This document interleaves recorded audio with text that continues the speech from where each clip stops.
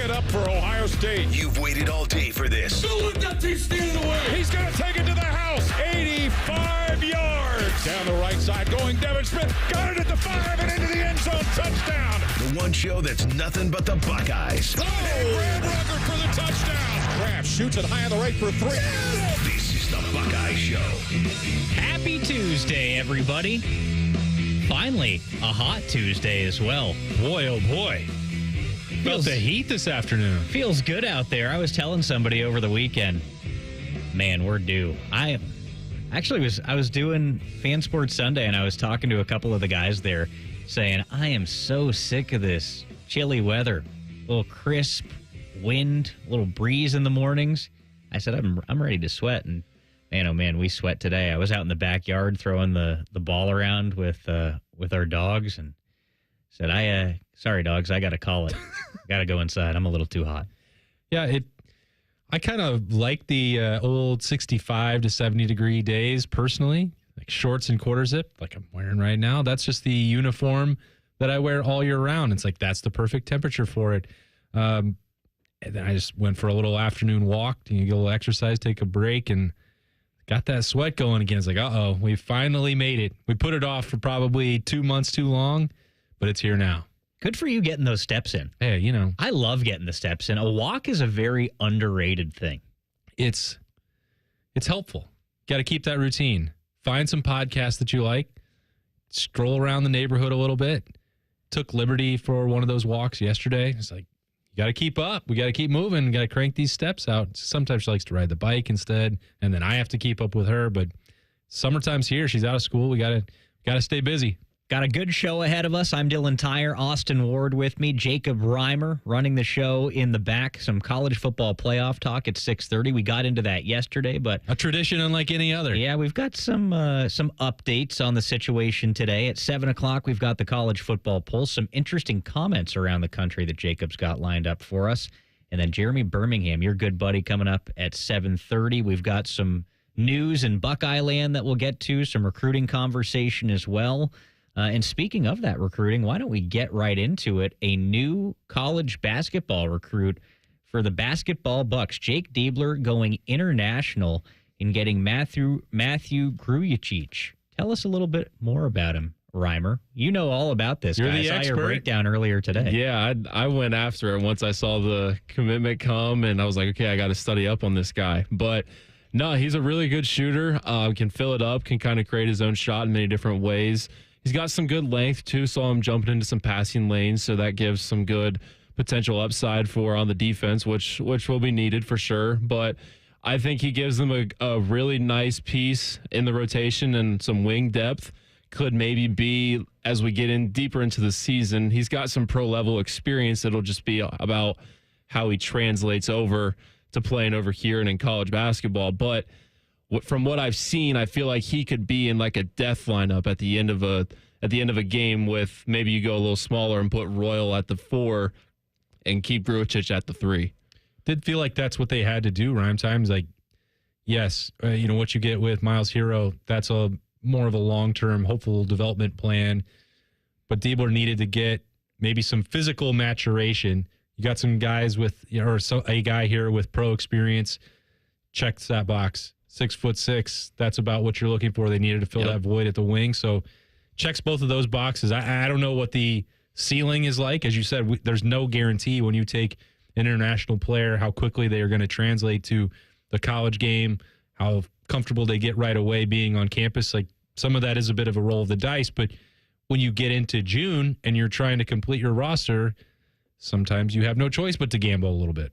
I do like it, going pro like that, right? I feel like that experience has to be helpful in some regard, right? I know it's European professional basketball. It's not anything in North America, but he's German, and he was playing for FC Barcelona, right? Yeah, he did play. He did log some minutes in the top EuroLeague for FC Barcelona, and had a few points, became the second youngest to score in the top EuroLeague behind Luka Doncic. Well, I mean, that's pretty good company right there, right?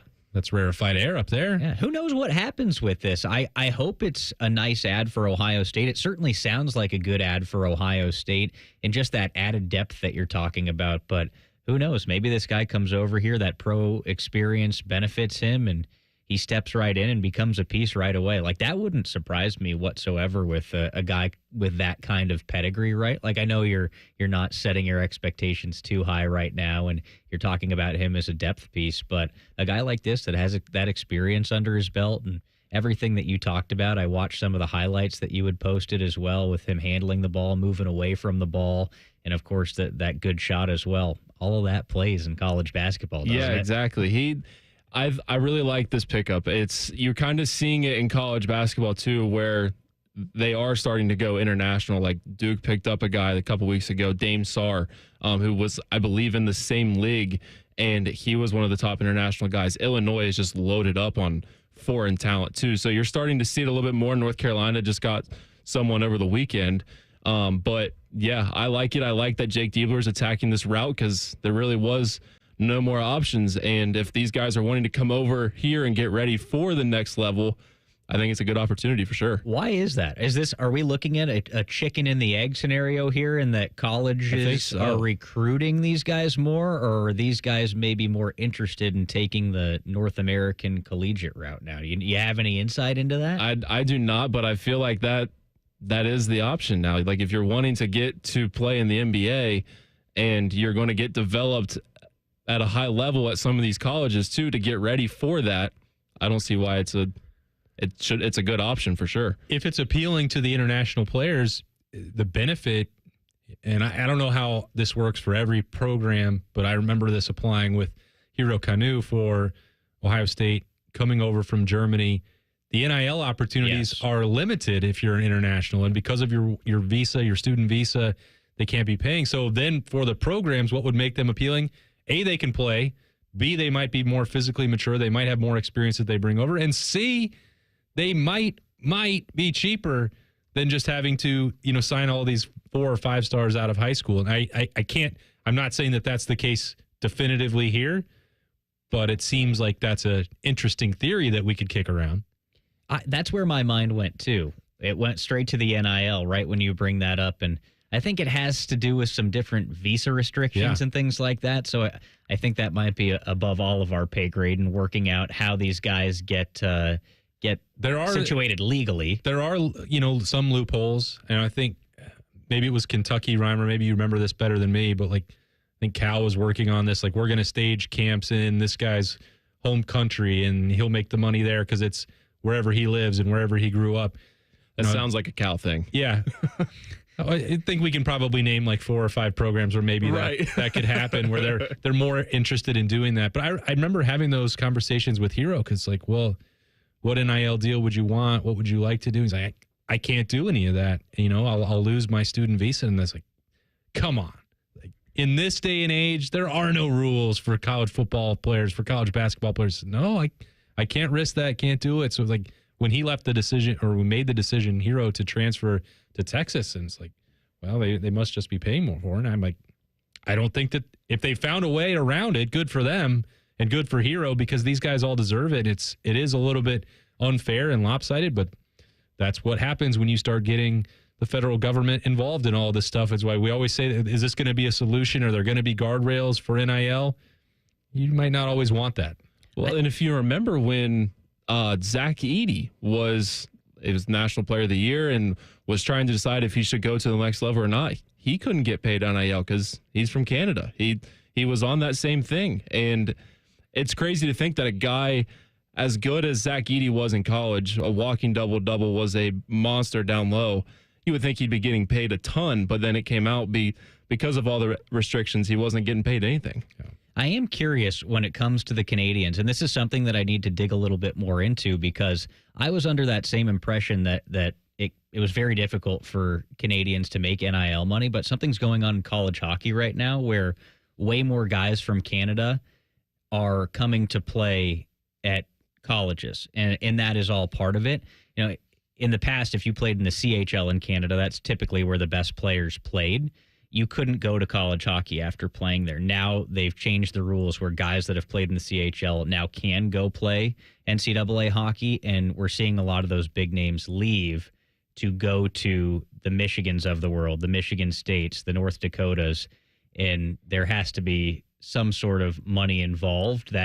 I need to, like I said, I need to look more into it to see how it works, but all these Canadian guys are switching up now. So it's just another little wrinkle in this whole NIL, transfer portal, all of this situation. Yeah, and again, that's not to say that this particular situation for Ohio State is about, pinching pennies. I think they've been very active, not just with the House settlement, but, the collectives have been, pretty productive over their tenure now. Some of the money has not been going to maybe the right players, which we saw was an issue for Ohio State and Jake Diebler last year as that season progressed. But, once you get into June and you're trying to finalize the roster, and it feels like, especially like we know that college football is now 365-day-a-year commitment. Reimer, it feels like, I know you love it, that's the way college basketball is as well. You get these workouts going. These guys don't leave campus in the summer. And then before you know it, you have practice starting in September. It's like, I remember Ohio State last year sitting out there, here's the full team media day. I'm like, there've only been like 3 football games. What are we talking about? But that's, you can't just sit around forever because you're trying to build over the summer. These guys are going to have their voluntary workouts. They're going to have some that are maybe not so voluntary. You can spend the time working out, but you want to build that chemistry. You want to start figuring out what your rotation looks like earlier and earlier every year. So it's June 3rd. Jake Diebler can't sit around and wait forever for the last piece to fall into place for this puzzle. Certainly no penny pinching if you want one of the new seats in the shoe. Big changes coming to Ohio Stadium. I'm going to tell you right now, I'm not too happy about it. I understand some of the reasons, but I don't like it, and I'll tell you why next. It's the Buckeye Show on The Fan. If you consider yourself a Buckeye fan, you've come to the right place. This is your heritage sports talker and home of Ohio State athletics, The Fan, Ohio's sports destination. Hi, I'm Josie. My daughter turns 5 today. Blow out the candles. I'm also an Ohio State Highway Patrol trooper. When you move over and slow down, you're not only giving me room to work, you're making sure I can get home to celebrate with my daughter. Roadside workers have lives and families, but when they're on the job, they put it all on the line to protect and serve us. Let's all give them room to work. When you see flashing lights, remember, they're not just roadside workers. Thank you for moving over and slowing down. Hello, it's John Kozik, founder and president of TurboTrack Realty. Do you want to sell your property, however, you need a little help getting through the process? Let's say you have years of belongings in the home. It needs a lot of updating, you're overwhelmed, and you may need help finding a place to go. I will help you. Visit us today at TurboTrackRealty.com or call me now for an all-cash offer and, more importantly, the help you need at 614-470-2000, 614-470-2000.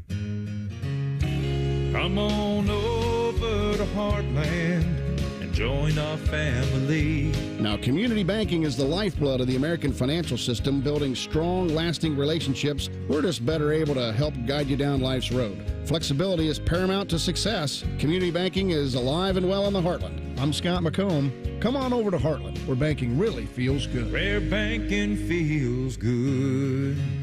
Member FDIC, Equal Housing Lender. The future of recycling is now at Rumpke Waste and Recycling. The recycling leader has opened North America's largest, most technologically advanced recycling center right here in Central Ohio. This one-of-a-kind facility features interactive displays, educational opportunities, and the ability to process over 60 tons of recycled material per hour. Rumpke is committed to recycling and sustainability efforts, and for more than 90 years, Rumpke has worked to make sure the items you place in your recycling bin get used again. Visit Rumpke.com to learn how you can team with Rumpke to put less trash in our landfills and more of it to good use. Hi, I'm Archie Griffin, 2-time Heisman Trophy winner. The right coverage can be a game changer, both on and off the field. That's why Encova Insurance is prepared for what's next and protects what matters most to you. With independent insurance agents in your neighborhood and innovative insurance products that can be tailored to fit your unique needs, Encova Insurance is an easy win for your peace of mind. For auto, home, and business insurance, you want Encova on your team. Visit Encova.com today to find an agent near you. What is dippable and dunkable? And now at Donato's, it's Donato's new chicken dippers. Flavorful boneless chicken breast tenders served up with 7 amazing dipping sauce options, including new garlic parmesan and sweet chili. For a limited time, try new chicken dippers for just $5 on the $5 Pizza Pals menu. More toppings, more flavor, more fun.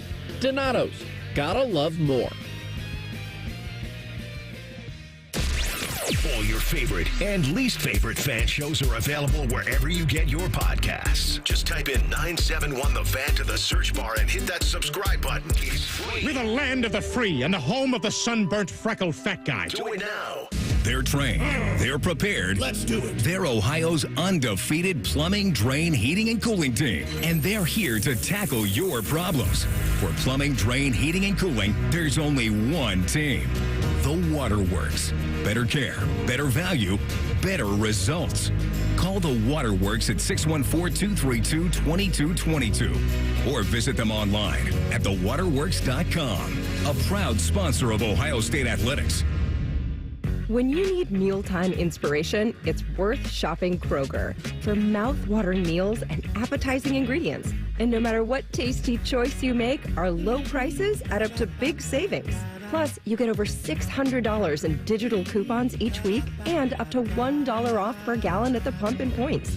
At Kroger, you always get big flavors and big savings. Kroger, fresh for everyone. Fuel restrictions apply. Fan weather. From the Logan AC and Heat Services Weather Center. Hazy sunshine, breezy, and very warm on this Tuesday, and dry temperatures in the low 80s. Overnight, keeping it very mild for your Wednesday. Wake up in the mid 60s and dry. Hazy sunshine, windy and warmer on Wednesday with highs in the upper 80s. With your 10 weather impact forecast, I'm Chief Meteorologist Jerry Martz on The Fan. If you still have a weird rash from jumping in Mirror Lake, we can be friends. This is the Buckeye Show. Dylan Tyrer, Austin Ward, Rhyme Time with you. Buckeye Show brought to you by Coors Light. Tell you, I could use a cold one after the Ohio State news this morning. Some changes coming to the shoe.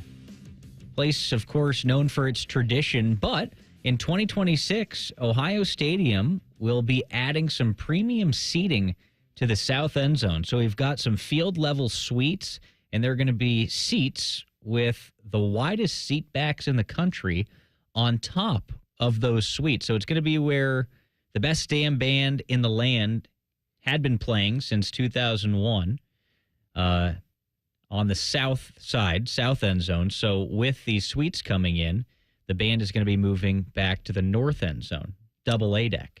Yep. Believe that they were there for the spring game as well. So a little taste of that and what's to come. And you're worked up about it. I can understand why. You're a traditionalist. I am a traditionalist. I know, they've made changes to modernize the shoe over the years, but and believe me, I understand why you want to do it. It's a great opportunity to make extra dollars. People are going to want these seats. It's right on the field. It's cool. I'm sure these suites and the seats on top of them are going to have great amenities. It's going to look good. It's going to feel good. But for me, I've seen these in person, the suites on the field. I just don't really like the look of them. And if I'm sitting there, you can't see a whole lot, in my opinion. Yeah, no, I don't know how anybody does. I popped into them before and after games, like Indiana put them in. And I think that's a little bit of the nature. It was like smaller time programs that were looking for these. It was a different revenue source, but it was also, well, maybe you're going to you don't need all of these seats. You're not selling all your tickets. That's not a problem necessarily in the Horseshoe. So I didn't know that maybe this would be a solution that Ohio State would go down the road for to install them. And it feels like they're at like competing interests for what Ross Bjork is trying to accomplish, which is wanting to improve the atmosphere, game day atmosphere, making the Horseshoe a more intimidating place to play. I don't know that putting your most expensive seats in the south stands achieves that. At least that's some of the feedback that I got. I was talking, with some fans earlier today. So, you're putting some of the most expensive seats right down there. How does that benefit the most passionate fans? The ones that are going to be right there on the field that you might want to try to be intimidating the opponents coming down the visiting tunnel. Maybe the people that are paying for these seats will do that. I don't know. There's no way to predict that part of it. It seems unlikely. You think about the crowd that would normally be paying, I think, for the seat backs, the 400 widest seat backs that you can have in the stadium. It says in the release from Ohio State today, those are going to be $6,000 a year. I don't know that that's what's going to check the box for the most passionate Ohio State fans that might want to be that close to the field and might want to make life miserable for people coming in there. And I can't prove that, and I don't know that. It just, on the one hand, Ross Bjork is tasked with modernizing the Horseshoe, and also he has to find revenue streams for the house settlement and for NIL and paying Ohio State football players so that they remain at the cutting edge and have the most competitive rosters in college football. The flip side is, how do you do that? How do you achieve those goals when you're not going to be able to knock the Horseshoe down? You can't just start over from scratch. What's the solution? I think that this is probably a good compromise for those things. I don't know. They're not going to be the loudest, most passionate fans down there. And that's my bold prediction there, Dylan. It's like you look at the people that complain about Super Bowl crowds or, corporate boxes, they're not known for being very vocal down there. So maybe Ohio State fans can work around that. I don't know. But it's a reminder of how difficult the balancing act is for Ohio State, for the athletic department, for Ross Bjork to try and, put together as many of these pieces the best way that they possibly can. You're going to have folks that are upset about the band moving to the north end. What does this mean if the bottom of the south stands is no longer just for students? I think one of the atmospheric changes that Ross Bjork is trying to make and Ohio State needs to maybe make is moving the student section behind, I don't know however you do it because some of those seats are really expensive, but, Oregon had them behind. A lot of other places in the Big Ten have their student section behind the visiting bench. That's what makes it intimidating. And then you hear a lot of things and you have to deal with that throughout the game. Maybe this could be a step towards that for Ohio State. I don't know. But I didn't know that there are a bunch of competing interests that they have to handle all at once. And I think that this is a decent solution, not a perfect one, because I know that you're upset about some of the way this is going to work. No, I think you brought up a lot of valid points and a lot of good points right there. And I fully understand that you have to make changes to keep up with just modern times, right? And I think some of the changes that they've made in the shoe are very, very good. I've been able to see some of those premium areas, and I do think these will be cool. Do I like where they're going necessarily? No. There's something I like about the student section being where it is. Everybody is in a wall, essentially, building a steep wall at the top of the Horseshoe, right? And there's just something about that. Like Steve Ballmer's got it going on with the Clippers, right? They have that wall where, and maybe you can incentivize these new people paying the money to sit in these suites and these wide seat backs. That Steve Ballmer has it. So there's some software in the seats where you can measure how loud the fans are, and the louder you are, the more discounts you get on food and everything like that. So now we're talking. Yeah, I think that is really cool technology, but there are some benefits here. I mean, you get access to the brand new 1922 club, all-inclusive food and drink. That sounds pretty cool. I'm sure that will be very, very cool and worth it. But it's just the balance, right, and I'm sure they weighed their options of where they could put this. It's just that balance of the tradition, the intimidation factor, but also, keeping some of the history there with the shoe while also creating these new opportunities for revenue, for premium seating, premium areas. And, that is the name of the game right now when it comes to building a new stadium or making renovations to a stadium or arena. Everybody's about these premium areas because, you think back as recently as like 10 years ago, some of these arenas and stadiums really don't have any premium areas. Like I remember going to original Yankee Stadium, and that's a little bit different than some of these other places because it's original Yankee Stadium.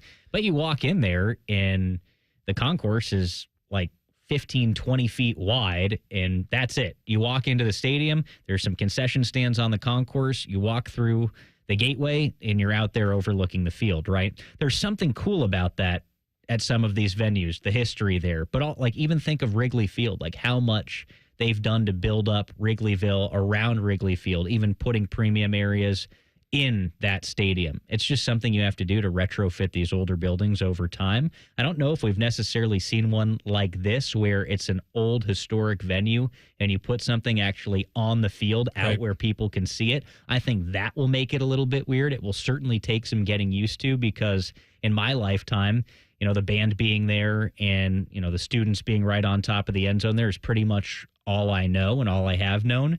So I like it. People just don't like change, right? You're going to try and resist change, but we'll see what it's like. I'm kind of with you in that I'd like there to be loud, raucous people there. I don't think premium areas like this necessarily bring in loud, raucous people.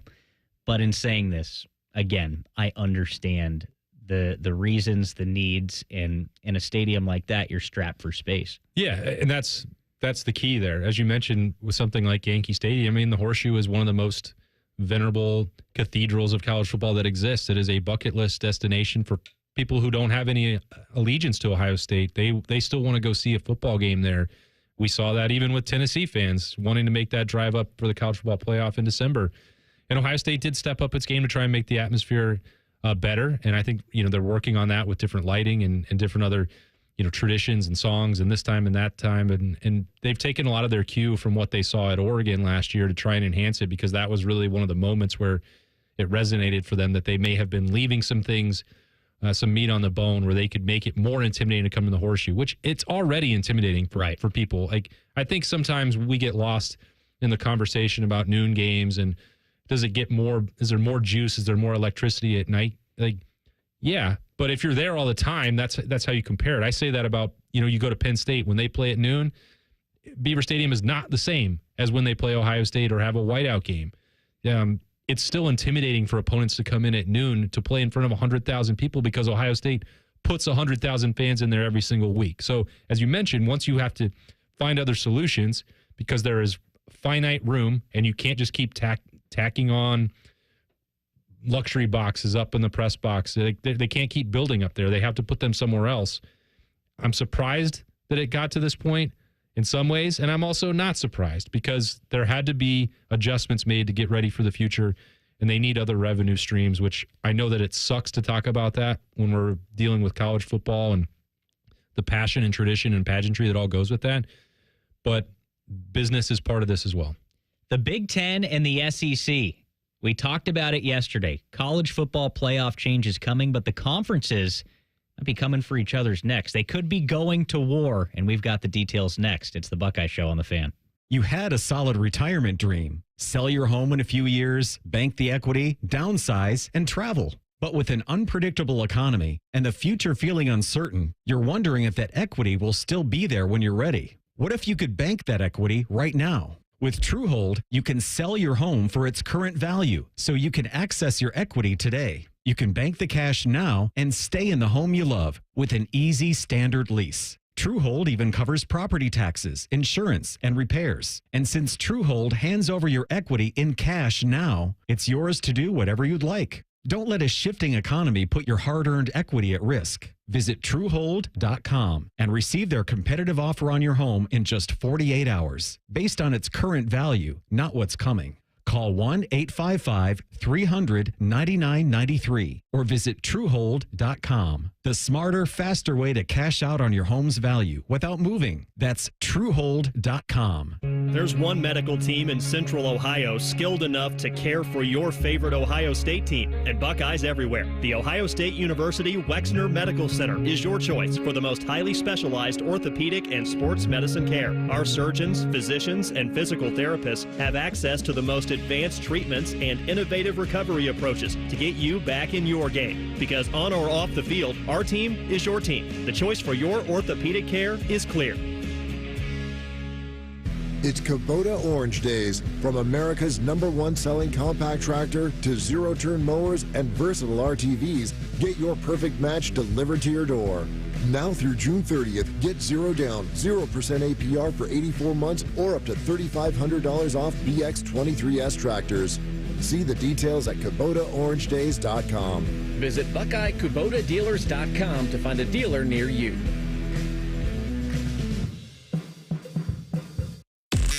The Buckeye Show is sponsored by CareSource, proud to be your home for Ohio State athletics. The Fan, Ohio sports destination.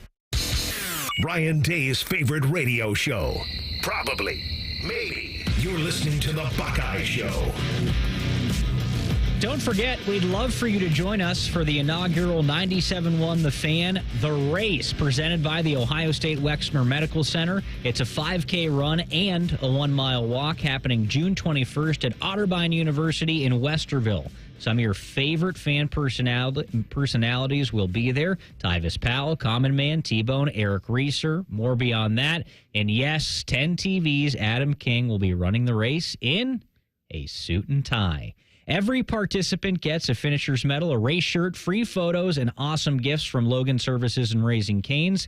The inaugural 97.1 The Fan, The Race is presented by the Ohio State Wexner Medical Center and sponsored by Impact Health and Wellness, specializing in regenerative medicine, weight loss, and hormone therapy to help define your wellness goals. You can sign up today at 971thefan.com. Had Adam King on the beat for Tuesday morning. He was just wearing a 10 TV golf polo, not wearing the suit. He was distraught. So this is never going to happen again. So I don't know. I mean, let the people know that you are a human underneath that suit. You know, it's like taking off the uniform and the helmet. Like there's a real person down there who isn't just locked into wearing a suit every single day or running a race in a suit and tie. I had quite literally never seen him like off his game before. Whenever I've seen him, it's typically been at Nationwide Arena or here. He's always got the perfect coif with the hair. He's always in the suit and tie. And just like you, I had the opportunity walking in here today to see him not in that. And I was almost taken aback. I think he still had the bottom half on. He had dress shoes, slacks on, but he had like a quarter zip or something going on top. And I was like, whoa. Wait a second. Who is this guy? We need to track him down. It's a Tuesday. We need to have an audience with the King because he sent, when he was at Disney earlier this year, and he's a Disney adult, Reimer, as you know, he tries to deny it all the time, but he sent me a photo and he's just wearing a T-shirt and a Mickey Mouse, baseball cap. And I'm like, who is this? Who sent me this photo? I don't recognize this human. And maybe if a suit in Disney World would be a bridge too far from him, but that's just what I'm used to seeing. He's like Leonardo DiCaprio. Like, you see Leo in the movies and everything, but when he's on the streets, he looks like a slob. He's always just got like the white T-shirt and the black hat. Adam King's out there at Disneyland in the white T-shirt, black hat with the Mickey Mouse logo on it. That's just what I'm thinking now. He's got like that kind of cool guy street look, but he's got the Mickey Mouse hat instead of just the plain casual black hat like Leo's got going on. I mean, he claimed that he didn't buy the hat. He was only trying it on. Sure, stop pretending that you're not a Disney adult, King. I already know it's true. I'm one too. You just have to own it. The only time I've ever stolen anything in my life was from a theme park. What? Yeah. This is good. I was like 8, 9, or 10. And they had these like rocks for sale. Sometimes when they got like specialty, like pebbles or something like that for sale. Yeah, like you're panning for gold or whatever. Yeah. And I just I reached my hand in there and I was like, I think I wanted to see if like the alarms would go off when I walked out with it. I just was chasing the adrenaline. For a rock? For a rock. Well, I didn't want to do anything serious. I'm not that stupid. But I took the rock out of there and it rolled with me the rest of the day. Wow. Yeah, that's I think the only time I've stolen anything in my life. You don't still have the rock? Oh, absolutely. He was not. too ashamed. I have no idea. You got to ditch the evidence. No, it's like I got it up there on the pedestal in my room, like right on the dresser. I'd have to stare at it every night before I went to bed. My parents found it. They're like, "What is this rock? You've got to look at it every day when you wake up." It just brought back talking theme parks brought back that memory for me. I'm glad we could. It's at Universal Studios. You buried it for too long. Yeah, somebody had to know it. Now everybody in Columbus knows it. Well, the statute of limitations has expired for rock thievery from a theme park. Yeah, if anybody from Universal Studios is listening right now, I'm sorry. I'm very, very sorry. They're who's not sorry? They're like, that's okay. It was worth 2 cents. The SEC is not sorry. They're never sorry for anything. So what's going on right now? I want to hear your opinion on this, Austin, because I was doing some thinking about it earlier today and trying to understand what's exactly going on between the Big Ten and the SEC. Yeah. So they were initially aligned on this 4-4-2-2-1 16-team college football playoff model that would get 4 automatic bids for each conference in this. And I think part of the thinking in this is that, the SEC had some teams that missed out on the college football playoff this year that typically they would like to get in. In the past, that's happened to Ohio State and other teams in the Big Ten Conference. But that's changed in the last little bit. Now the SEC is kind of favoring this 11 plus 5 format or 5 plus 11, I should say, that would get the 5 highest ranked conference champions into the college football playoff, and then 11 at-large teams in, which is, we didn't talk about this yesterday necessarily, but I think that is the quote-unquote fairer method people are thinking. But in doing this, is the SEC pretty much saying, because the coaches, there was lots of pushback from SEC coaches, are they saying, we're better than you, Big Ten? We're going to get as many teams as we want into this. 4 is not enough? Are we doing some posturing right now?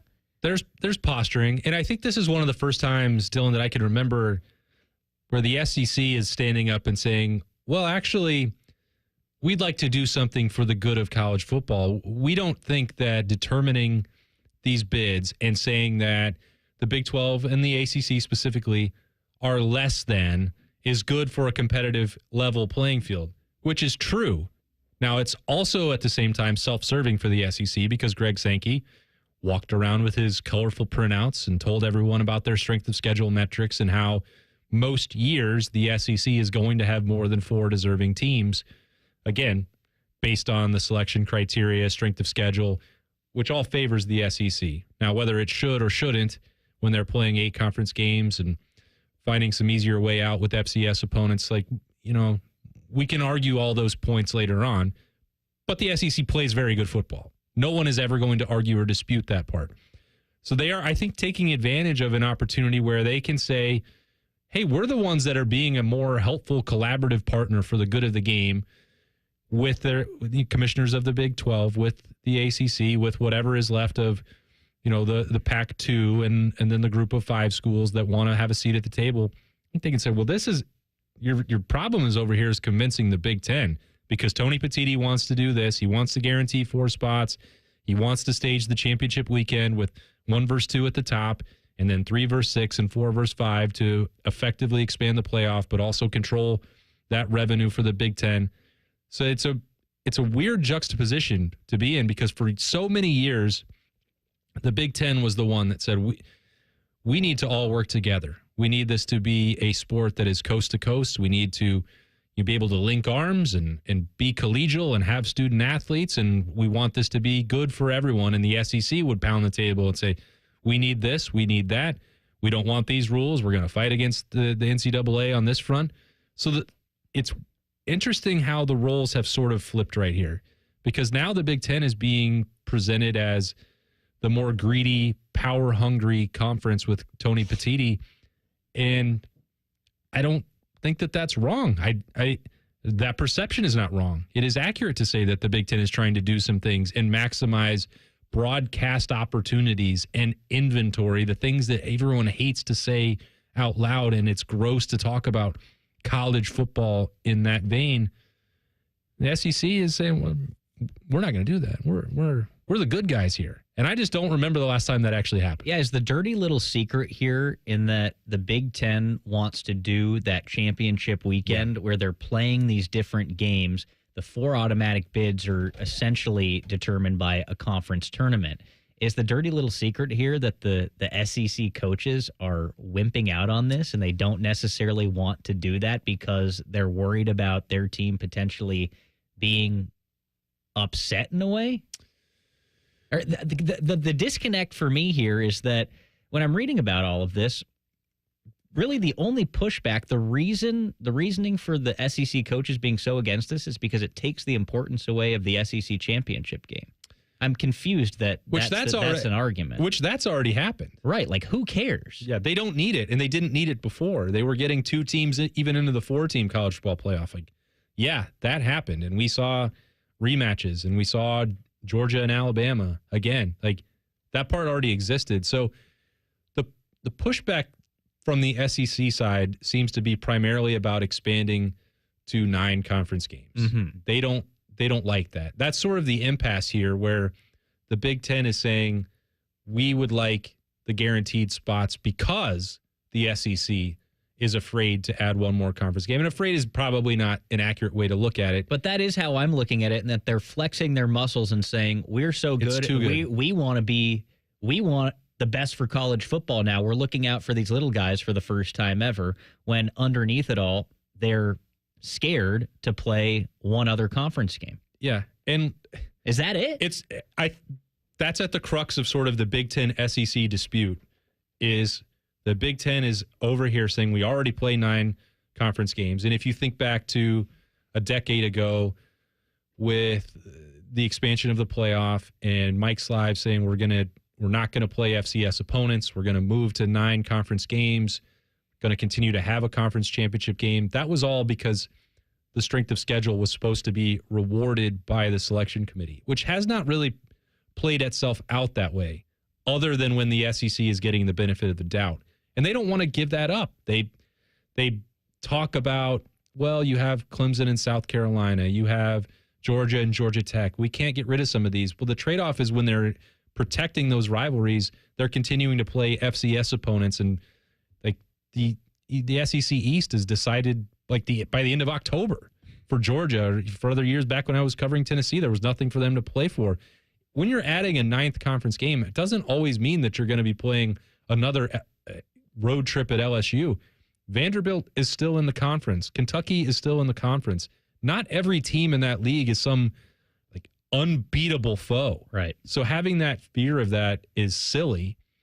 But also, if the strength of schedule is enhanced by playing another game and you lose it because you're so much more dominant than everybody else, well, you're still going to get these spots. I think that's the 5+11 push from them.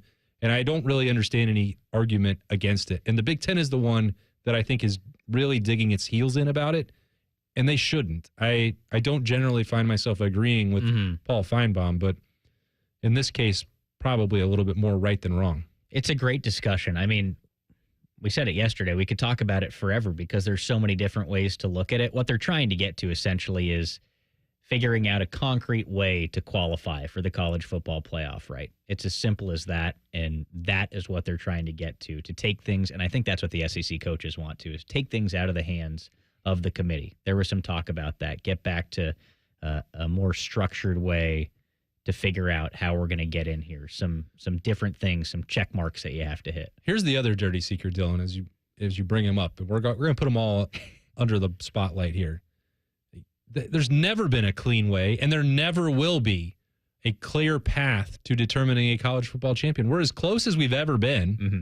I don't think these debates about going to 16 are going to necessarily help, but the arguing and debating and passion, that's always what's made college football great. So I think continuing to preserve that is probably better for everyone's best interest in the long term, at least for broadcast money, for attention, for eyeballs. Again, the NFL model is great, but there is no debating over who deserves to get into the playoff for them, and that makes it a little less fun compared to college football. All right, we've got to step away for a second. When we come back, it'll be time to hit the recruiting trail. We'll tell you what the Buckeyes are up to next. It's the Buckeye Show on The Fan. We're known for 3 things: games, conversation, and Common Man yelling about things only he cares about. The Fan, Ohio sports destination. Coors Light presents To Chill or Not to Chill. When your friend skips your favorite song on the playlist. End the friendship. Or choose chill because that song lives rent-free in your head anyway. And you're planned ahead by bringing Coors Light to the party. And the sound of that ice-cold can cracking open was music to your ears already. Coors Light. Choose chill. Celebrate responsibly. 2024 Coors Brewing Company, Golden, Colorado. A healthy body needs good food. This summer, the Ohio Department of Education and Workforce is sponsoring Sun Meals, a summer food program where kids eat free. Children under 18 receive healthy meals and no sign-up is required. Locations may be right in your neighborhood. Call 1-866-348-6479 or visit education.ohio.gov/kidseat for meal locations and times. That's education.ohio.gov/kidseat. It's game day at Raising Cane's. If you want to order like a Buckeye, it's the action off the field you need to focus on. The only play you're running running is chicken. So what combo are you picking? Make it a perfect season. We've got tailgates of hand-battered, cooked-to-order chicken fingers and cane sauce. And jugs of freshly made tea and lemonade. All available to order online or on our app. This season is about to be unbeatable. Raising Cane's Chicken Fingers. One love. Proud sponsor of Ohio State Athletics. Hello, I'm Ross Bjork, Senior Vice President and Eugene Smith, Wolf Foundation Endowed Athletics Director at The Ohio State University. In partnership with AEP, Donato's, Kroger, The Ohio State University Wexner Medical Center, Huntington, and 10 TV, Ohio State Athletics strives to inspire the community to make a positive impact on children and families in our great state through the Buckeyes Care Initiative. Show and share your support in the community by using the hashtag BuckeyesCare.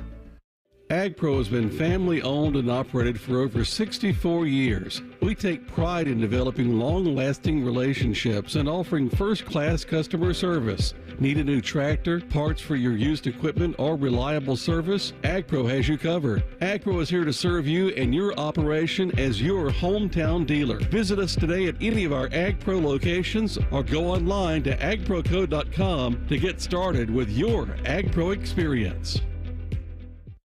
As America's largest custom home builder, Schumacher Homes believes a top-quality home should be affordable for everyone in the Buckeye State. We work with the leading architects to bring you the latest in design, and then you have the ability to make changes. Not just selecting finishes, but moving walls, adding rooms, literally customizing anything from the ground up. It's a misconception that custom homes have to be expensive. We work within your budget to build an amazing home on your land. Visit SchumacherHomes.com or any of our 9 Ohio locations. Guess what? Our ugly faces are on YouTube. Search 971 The Fan and watch all your favorite shows. Laptop, phone, tablet, smart TV, we're everywhere. Bring us in the bedroom with you.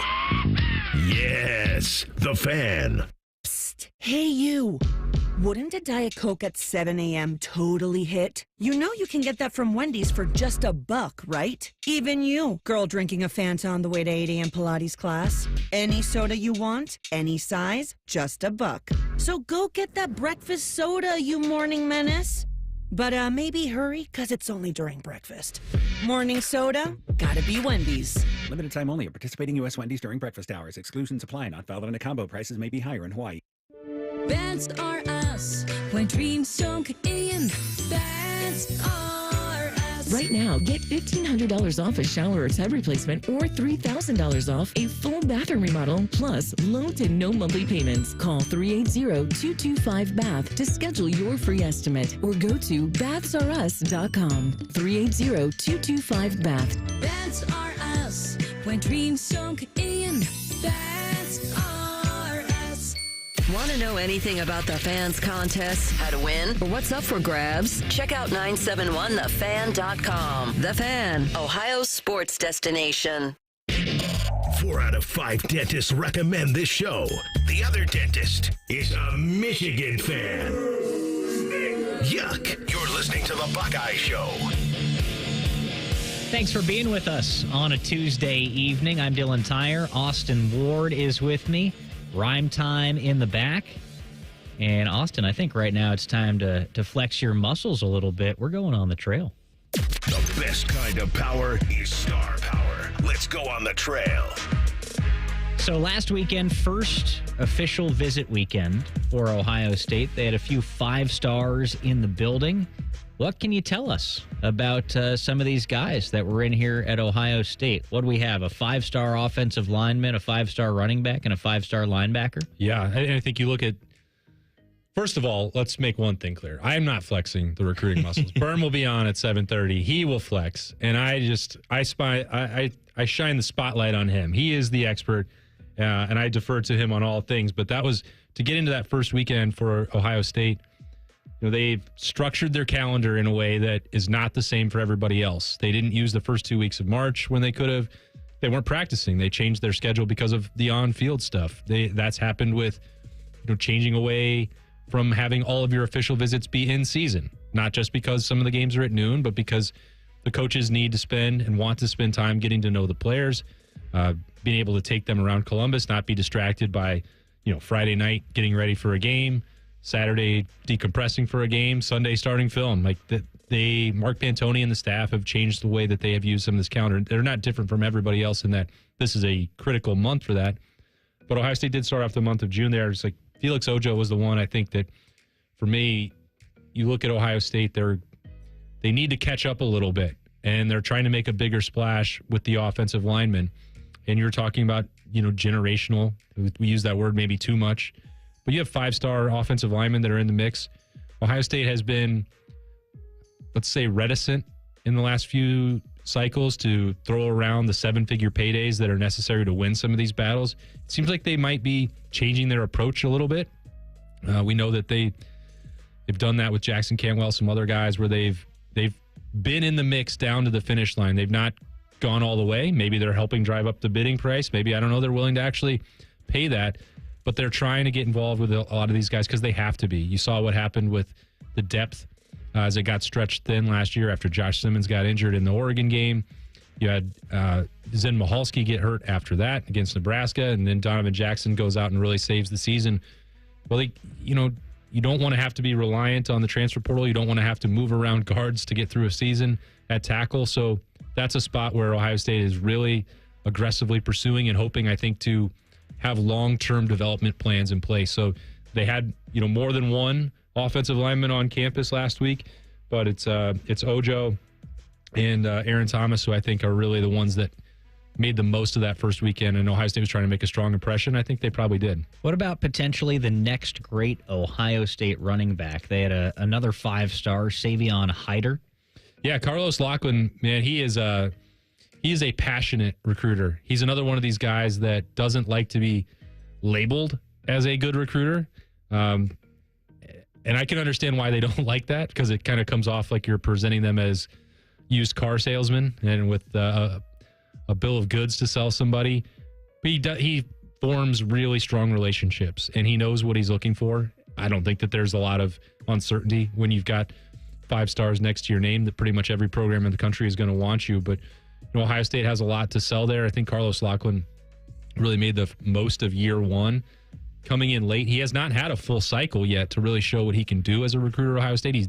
He did that at Oregon previously, of course, but he came in and really hit the ground running in April, but he didn't have a chance necessarily to pick all of his own guys and what he wanted to do for the future.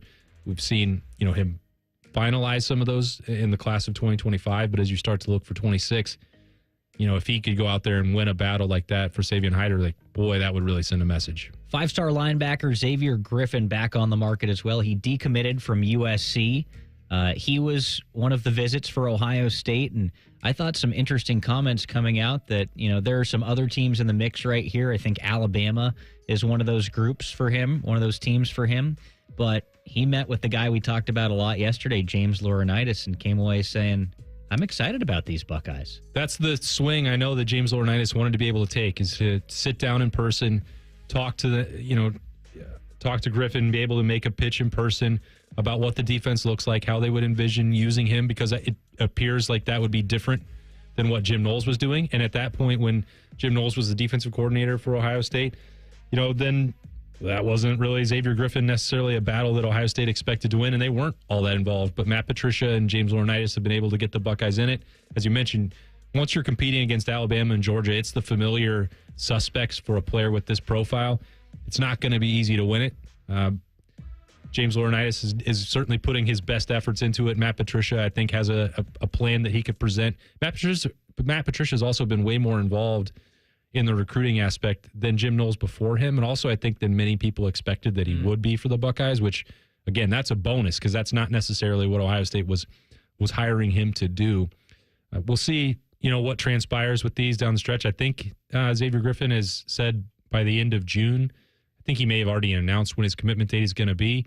Berm likes to say if that happens, and they already know where they're going to go. Mm-hmm. But we'll see how much that James Laurinaitis and Matt Patricia gave him to think about as he left town. That Matt Patricia nugget is pretty interesting to me. Is that a surprise to you? Absolutely. In that he is so involved? Because this is a guy that has great NFL pedigree, and he's getting himself right into the mix here. And I was reading that, too, about the visit with Griffin, and that Matt Patricia was involved in kind of pitching how he would use Griffin within the Ohio State defense, which I think shows you how much Ohio State values this player if he and Laurinaitis are both hitting him.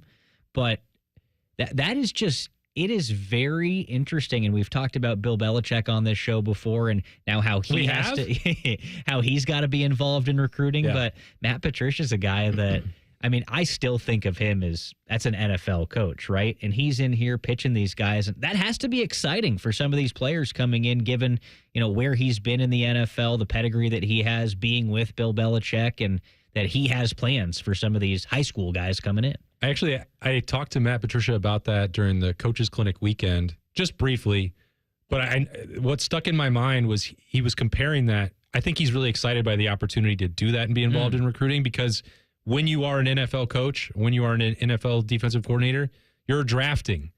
You are trying to take the best available player when you have the opportunity to do so. But that might not be the best player in the country for what you want to do. Now you are getting a chance to recruit and essentially select the players that you want to be part of your program. So there is that uncertainty when you hire somebody from the NFL level. Are they going to like that? Are they going to appreciate that? Are they going to want the opportunity? And Matt Patricia very much wants to. Do you hear what Ryan Williams had to say about Vanderbilt? It's pretty interesting. Oh, man, I can't wait to tell you guys what he had to say. We'll have that and more with the College Football Pulse coming up next. It's the Buckeye Show on The Fan. Bo Bishop is a media legend. We have no idea where the other guys came from. Bishop and Friends. Weekdays from 9 to noon. The Fan. Get Eco. ECO. Hey, Jerry. Hey, Aaron. Hey, it's that time of year again. What time is that? The time all the air conditioners start breaking down. Oh, that time. Yep, every year. Get Eco. ECO. Like a swarm of bees. They all get together in a coordinated effort. You mean the Queen air conditioner tells them all to break down? Nah, they just get tuckered out in the heat, Aaron. Can we handle all the calls? Sure, we have a swarm of highly trained coolness experts standing by. Get Eco. ECO. And we have $3.5 million in new service trucks to get them there the day you call. The same day? Well, what if you don't call until... We'll come as late as you'll stay up to let us in. Same day. That explains all the revving engines. It's like a beehive of activity, Jerry. Do you know I invented that weird Scoopy thing you serve honey with? You should invent something for ketchup, Jerry. It's America. Ooh, now that's an idea. Get Eco. ECO. GetEco.com. We've got a story about a little bean doing big things. Soybeans are used in creative ways you may have never realized to make products we use every day. And Ohio's farmers are growing some of the world's best soybeans. By using and eating soy-based products, you make a positive impact locally and globally. Say hey to the largest ag export in the U.S. Learn more about soybeans at soysecrets.org. This ad brought to you by Ohio soybean farmers and their checkoff. Health insurance companies are expected to carry health benefits, but CareSource does so much more. We look beyond doctors' offices and hospitals to see the challenges that face our members. Then we help them achieve not just better health, but better lives. Along with great benefits, we also help our members find stable jobs, housing, childcare, and rides so they can find greater independence. At CareSource, we're removing barriers, we're improving lives, we're reimagining healthcare. Things are popping at Al's Delicious Popcorn. With over 80 flavors to choose from, we have something for everyone. From classics like caramel cashew, white cheddar, and our famous vanilla butternut, to new flavors like chicken and waffles and spicy barbecue. They are all made fresh and they are all delicious. Visit us online at alspopcorn.com or come see us and experience the best service in town at 1500 Bethel Road in Columbus. Al's Delicious Popcorn. Attention Columbus. Town Properties just clinched the title of the largest residential property manager in Columbus, thanks to the Columbus Business Journal. With pride, we oversee 25,000 plus households in the Columbus metro area, ensuring fantastic places to call home. Whether you're on the hunt for an exceptional living space, a top-notch association management company, or a property manager for your multifamily portfolio, visit our website at town.properties.com and let us elevate your living experience. Town Properties, always managing great places to live. Broadcasting from the Lindsay Honda Studios. Honda makes the cars, Lindsay makes the difference. Visit lindsayhonda.com. WBNS-FM, HD1 Columbus. The Fan. The Fan. Sports Center. Good evening. I'm Jacob Reimer. In back-to-back days, Jake Diebler has landed a commitment to his roster at Ohio State for next season. This time, he's going international with 6'6" German guard Matthew Grujic. At 17 years old, Grujic spent this past season playing professionally in Spain. The Guardians are at Yankee Stadium tonight, beginning a series with the Yankees in a rematch of last year's ALCS. Tanner Bybee gets the ball for Cleveland against Carlos Rodon for New York. First pitch is here at 7:05, and the Reds look to bounce back against the Brewers with Hunter Green on the mound. They get started at Great American Ballpark tonight at 7:10. In the NBA, the New York Knicks today dismissed coach Tom Thibodeau after 5 seasons and the team's best finish in 25 years. And former Minnesota Vikings and Ohio State defensive lineman Jim Marshall has passed away at age 87. Marshall once held the NFL record for playing in 270 consecutive games. Breaking sports news when it happens on The Fan. It's time for the College Football Pulse on the Buckeye Show. Second hour of the show. We got plenty to get to right here. A lot of good stuff. Some exciting quotes around the world of college football that I'm very eager to talk about. I know, Reimer, you've got things teed up for us back there. Let's start off with Kenny Dillingham and what he had to say. Then we'll get into Ryan Williams, because I think we've got some audio of Ryan Williams. A hot quote. Hot quote coming out of the back there. But yes. What did Kenny Dillingham have to say? So he's kind of calling a shot for the Sun Devils at Arizona State, because he claims they could become the blue blood of the 2020s in college football. He said, you have Clemson this last cycle from 2010 to 2020. They just showed up. People think they've been around forever. You have Oregon from 2000 to 2010. There hasn't been a team in this era in the 2020s. The lifestyle you have in Arizona, if we can create some staff consistency, and then we're in a league where we can continually compete to win. Do you guys believe in Kenny Dillingham and Arizona State, or is he out of his mind? He said the blue blood, not a blue blood? I think he later clarified that it was like, and you can get where he's coming from with the Oregon part, with the Clemson. They're not historically dominant year in, year out powerhouse programs throughout the history of college football. I think he was, and he came out after the story from Pete Nakos. Like, I thought Kenny Dillingham thought that people were making fun of him, like that they were going to be the preeminent program. I don't think that was the case he was trying to make. Is that, yes, if you can build a program into a consistent powerhouse, not necessarily from scratch, but you don't have to be Ohio State, Texas, Georgia, Alabama exclusively. Like, it doesn't have to remain that way. Clemson was able to break down some of those doors. Oregon hasn't won a national championship yet, so I'm not sure that they're fully there. I think it's still a lot, though, Reimer, to think that Arizona State can do that. Now, they have some advantages, that they're not going to have to play the most rugged schedule year in and year out. They do have a chance where they can recruit pretty well. But we've also been saying that about Arizona State for like 50 years. It's like, how could you not? They're a sleeping giant. Don't you want to go to school with those co-eds in that weather? Yeah, come on. But that hasn't necessarily translated for them. He should be confident that he can do that, or else why would you hire him? So I'm okay with that part. Do I think it's truly going to happen?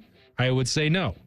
That's exactly where I am with this. When I first hear this quote, I'm like, yeah, in theory, why not?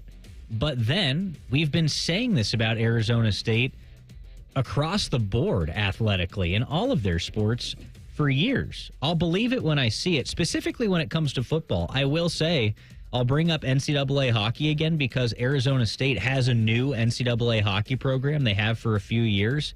And they've built it into a good program, but that's different because you're recruiting kids out of Canada and cold weather climates to come to Arizona. Yeah, of course I'll go to Tempe. Of course you're going to do that. The rest of the United States, am I going to be recruiting guys from California or Texas or Florida or Georgia? It's not like the lifestyle in Arizona is tremendously better than any of those places. In fact, I hate the desert. I would never go to Arizona. But in theory, yeah. And what he said about staff consistency, that's part of it. Donor money, NIL money, that's a big part of it. But also the recruiting, right? And Arizona State has a chance. I think they're, top 20 right now when it comes to 2026. I'm on 247 Sports right now, and they're ranked 15th in the country with 14 different commits. That's good. That's good, right? But if you want to be a blue blood, you got to be up there in the top 5. Yeah, that's the part that is different. you can win in that conference with top 10 to top 20 recruiting classes. But the reason why you see consistent high-level championship success from Ohio State, from Georgia, from Alabama, from Texas, Oklahoma's dropped off because of the coaching missteps, but Penn State, like, if you're not recruiting at a top 10 level year in and year out, the blue chip rating of rosters is still very important. Yes, you can win without having nothing but stars, but especially now in the expanded playoff era, when you have to not just like get through a regular season and hope that you have the ball bounce your way and maybe you catch a break with your schedule, to win a national championship is going to require beating 3 very good opponents minimum. And especially now, Arizona State didn't have to do that with 4 last year, but they couldn't even do it with 1. So, that's a different conversation for them. It's a hard path to go. And if he can accomplish that, we'll all stand up and applaud. There's no doubt about that. People say that all the time. Well, sport would be so much more fun if Arizona State or some of these schools out west were relevant. Cool. I mean, I'd love for that to happen. I'm not saying that he can't or that he won't, but it's not going to be easy. It's going to take time. It's going to take time. I mean, will he even be there long enough for that to happen? That's the other part of it. Right? Like, if he builds Arizona State into something sustainable, how long is he going to be at Arizona State until some larger school, an actual blue blood, pays him more money to come there? Yeah, I mean, that's the problem that Arizona State's run into. Because when we're talking about this, what separates you once you get into starting to recruit 4 and 5 stars regularly? How much financial commitment the program has behind it. And I can't speak to Arizona State's actual collective engagement, what their school is willing to pay, but it has never felt like they were all that willing to be investing at a level that the Blue Bloods actually do. Right. More viable to do it in the college football video game than in real life. Right. I think a lot of people have probably done that out there. All right, what do we got from Ryan Williams here? He met with John Gruden on Gruden's show, and he had a hot quote, like I said earlier. Yeah, so Gruden asked him about the matchup with Vanderbilt last year that Alabama lost off their big win. And he also talked about their mindset coming into the rematch for this season. What the hell happened to you guys against Vanderbilt? Man, they played a better football game than us this game. We came out slow, and they capitalized. They held the ball. They had their game plan, and they executed. What do you say to your team when you got Vanderbilt this year coming into Tuscaloosa? Man, going into this game, it's we don't call them revenge games, so we're gonna kill an ant with a sledgehammer this year. So I mean, just every game that we fell short last year, we definitely got red eyes going into them. Kill the ant with a sledgehammer. Have you heard that one before? That's a new one for me. I like it. I'm not sure that I would call a team that beat you the year before and scored 40 points an ant. I mean, Vanderbilt, I've made more than my share of jokes at their expense over the years. I already made one in this show talking about the SEC strength of schedule. And certainly when I was covering Tennessee, I joked about the Commodores over there and how they were the welcome mat, doormat of that league. But if you just got beat by them the year before, and the part, like, Ryan Williams also starts that quote, and he said, well, they held the ball. They scored 40 points in this game. What do you mean they held the ball? Alabama scored 35 points in this game. It was an up and down, pretty entertaining affair, as I recall. No, I'm looking at the box score right now, and it's not like Vanderbilt got out to some big lead and held on to it. They outscored Bama 13-7 in the first quarter, 10-7 in the second. Bama came back, outscored them 14-7 in the third, and Vandy outscored them 10-7 in the fourth quarter. Back and forth all game long, baby. They didn't win 9-6. Held the ball. It's not like they were Army. I mean, come on. Yeah, Vanderbilt wasn't out running the triple option all day. Wasn't this was the legend of Diego Pavia, right? Diego Pavia, baby. He was going wild in this 16 for 20, 252, 2 touchdowns, no interceptions for Diego Pavia in that one. Will Vanderbilt run it back, though? Will they go into Tuscaloosa and do it all over again? They won't, which that makes it easier, I guess, to say that. But why even do that? Why not just tip your hat and say, you can call it a revenge game if you lost it. You're just not going to let it happen again. I don't know you lost the ability to call someone an ant if you lose to them. I don't get it. Ryan Williams in that game, by the way, 3 catches, 82 yards, and a touchdown. Over, under, Ryan Williams, 82 yards against... He's got to be over. Vanderbilt this year. He's got to go crazy after that quote, doesn't he? That was sort of the turning point where, like, up till midseason, people were like, oh, I don't know, Ryan Williams or Jeremiah Smith, Yep. Which one would you rather have? And it was like, it became immediately clear about that point in mid-October that they were not the same. Mm-hmm. Ryan Williams is really, really good, but Jeremiah Smith is an alien. Yeah, I do remember that kind of discourse and debate early on in the season. It was like, well, Ohio State's got this guy, Jeremiah Smith. He comes with all the accolades. He's really, really good. But, hey, this guy over here, Ryan Williams, is balling. And he's good. He is really good. I really enjoy watching him play. He's very electric. Yeah, but Jeremiah's better. 40-35, Vanderbilt over Alabama. Good for the number one Ants. team of the nation last year. They will rematch on October 4th in Tuscaloosa. So we'll see. We'll see if the Ants are wielding the hammer at Bama. What a crazy thing to say after you lost to the worst program in the SEC. I like it, man.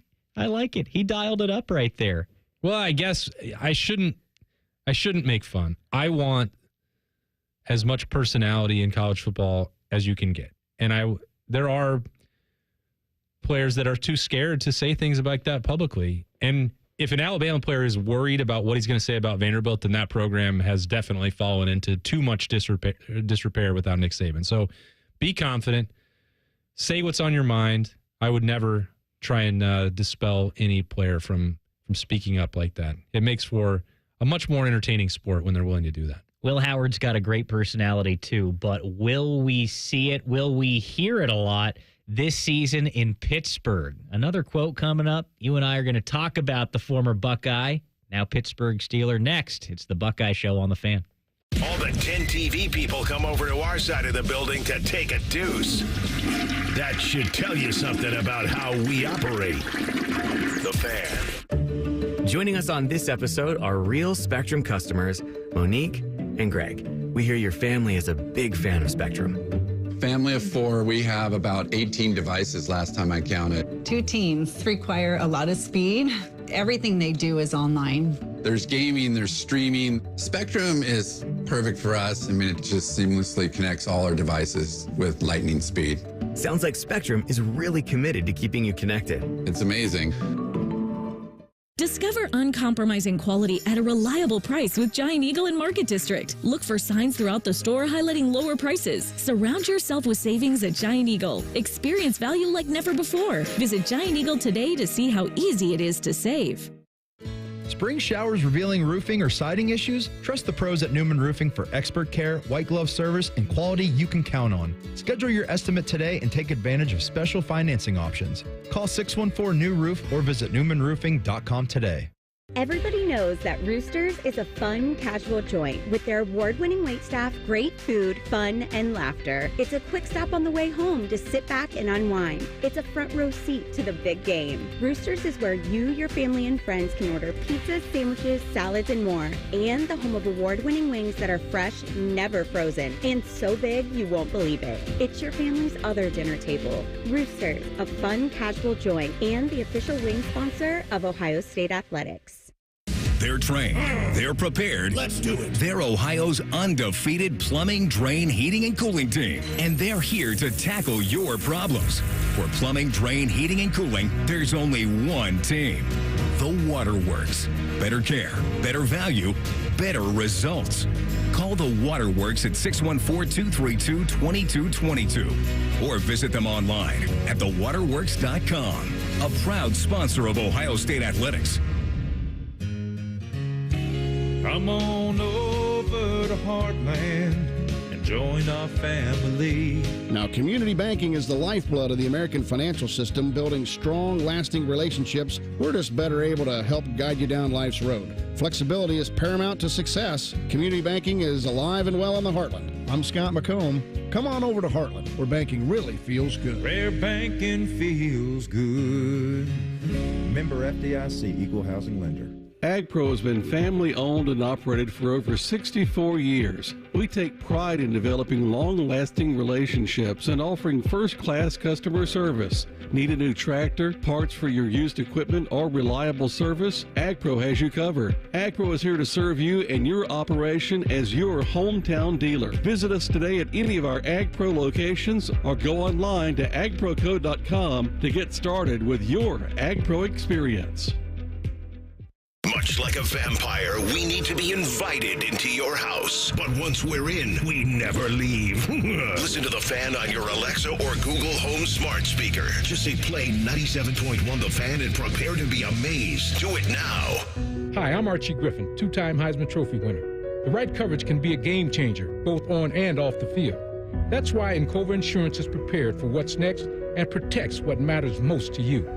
With independent insurance agents in your neighborhood and innovative insurance products that can be tailored to fit your unique needs, Encova Insurance is an easy win for your peace of mind. For auto, home, and business insurance, you want Encova on your team. Visit Encova.com today to find an agent near you. Hey, Ohio State fan, are you ready for game day? Get hyped and get your crew going with the Buckeye Meal at BK. For $20, you'll get one juicy flame grilled Whopper sandwich, one original chicken sandwich, 2 mouthwatering cheeseburgers, 3 crispy golden small fries, and 3 refreshing small drinks. Grab your $20 Buckeye Meal today and share the taste of victory. At BK, have it your way. You rule. Limited time only at participating Ohio area restaurants. Tax extra. BK is a proud sponsor of Ohio State Athletics. Fan weather. From the Logan AC and Heat Services Weather Center. Hazy sunshine, breezy and warm on this Tuesday. Temperatures in the mid-80s. Overnight, we'll keep it mild down to the mid-60s for your Wednesday wake-up. And during the day on Wednesday, we'll get back in the upper 80s with more hazy sunshine and windy by the afternoon. With your 10 weather impact forecast, I'm Chief Meteorologist Jerry Martz on The Fan. It's time for your daily dose of vitamin B. B stands for Buckeyes, just in case that wasn't clear. You're listening to The Buckeye Show.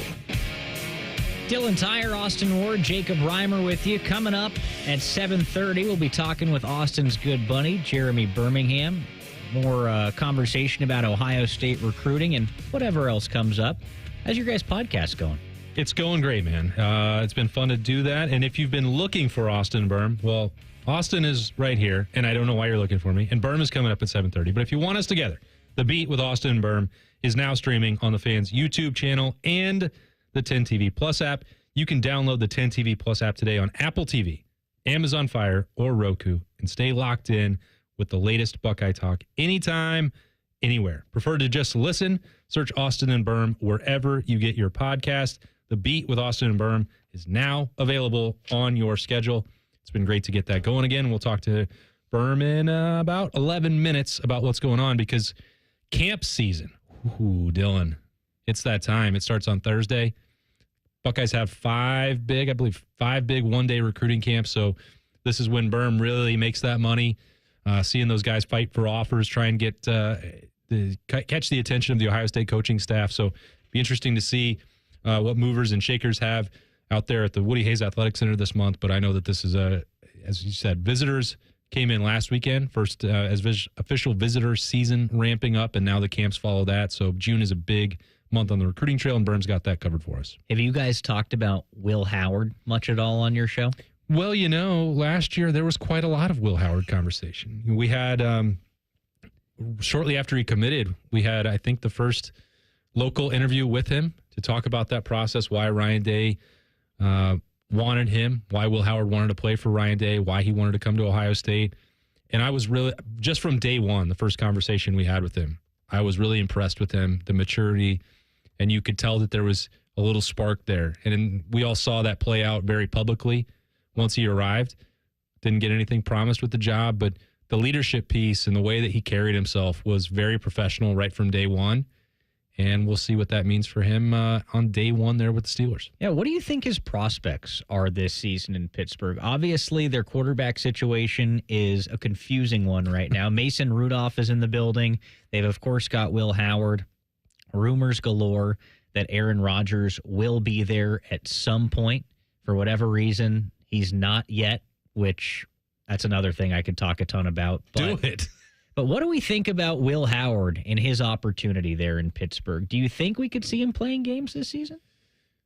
I would try if I was Pittsburgh. Mm-hmm. You know, I don't want to see him succeed there necessarily for the Steelers. I would have loved to have seen him go anywhere else.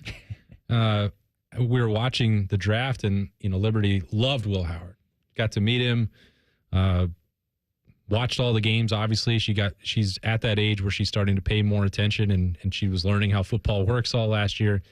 And she saw that. She's like, oh, well, she's a Bengals fan. She's like, oh, I guess we have to cheer for the Steelers now. I'm like, no, that's not how this works. That ain't happening. No, so that's not going to do it. But, why wouldn't you try? It feels like at some point Aaron Rodgers is going to decide that he wants to play. Maybe. Yeah, I don't know. It feels like it.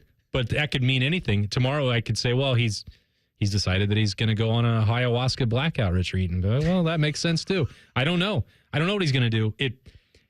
They've waited long enough, both Pittsburgh and Aaron Rodgers. I don't know what it's going to take for them to put pen to paper and for him to go back to work. And maybe he won't. That's fine too. Because Pittsburgh has someone here in Will Howard where I don't think that the speed of the game, that the growth process, that the learning part is going to be too much for him. He spent 5 years in playing in college football.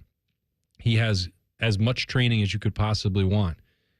And he played high-level football when he absolutely had to against 4 good opponents in the college football playoff. So now that doesn't always guarantee you anything. It doesn't always translate to the NFL level. But if there's anybody who has the mentality to do it, the football intelligence to do it, and I think for all of we may have picked apart with can he throw the deep ball, can Will Howard stretch the field when he has to, I think he showed that down the stretch. And even if that is the quote-unquote weak part of his game, I'll take someone who completes 75% of his short and intermediate throws to go win games too. So he had that accuracy. He had the decision-making.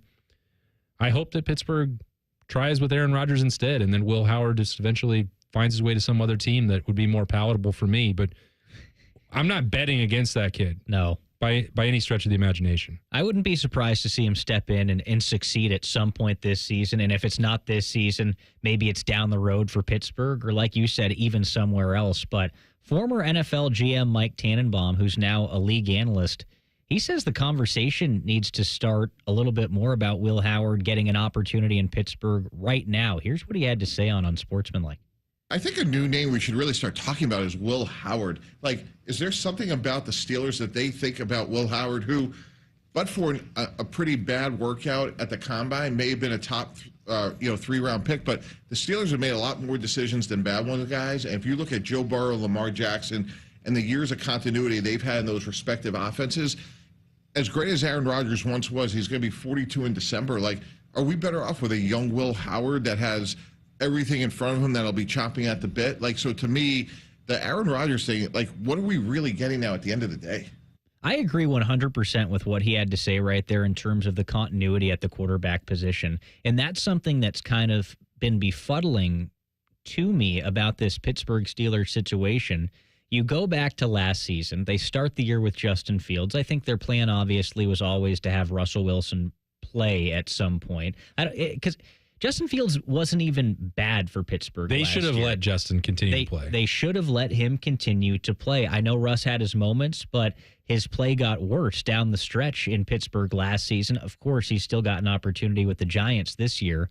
But I can just so easily see the same thing happening this year with Aaron Rodgers. Like, I know the first year he got hurt with the Jets, but last year, I saw a lot of Jets games for whatever reason last year. And because of Aaron Rodgers. Rodgers just didn't do anything. You know what I mean? He's just not that same guy anymore. And I'm a Chicago Bears fan, so I already have my biases against Aaron Rodgers.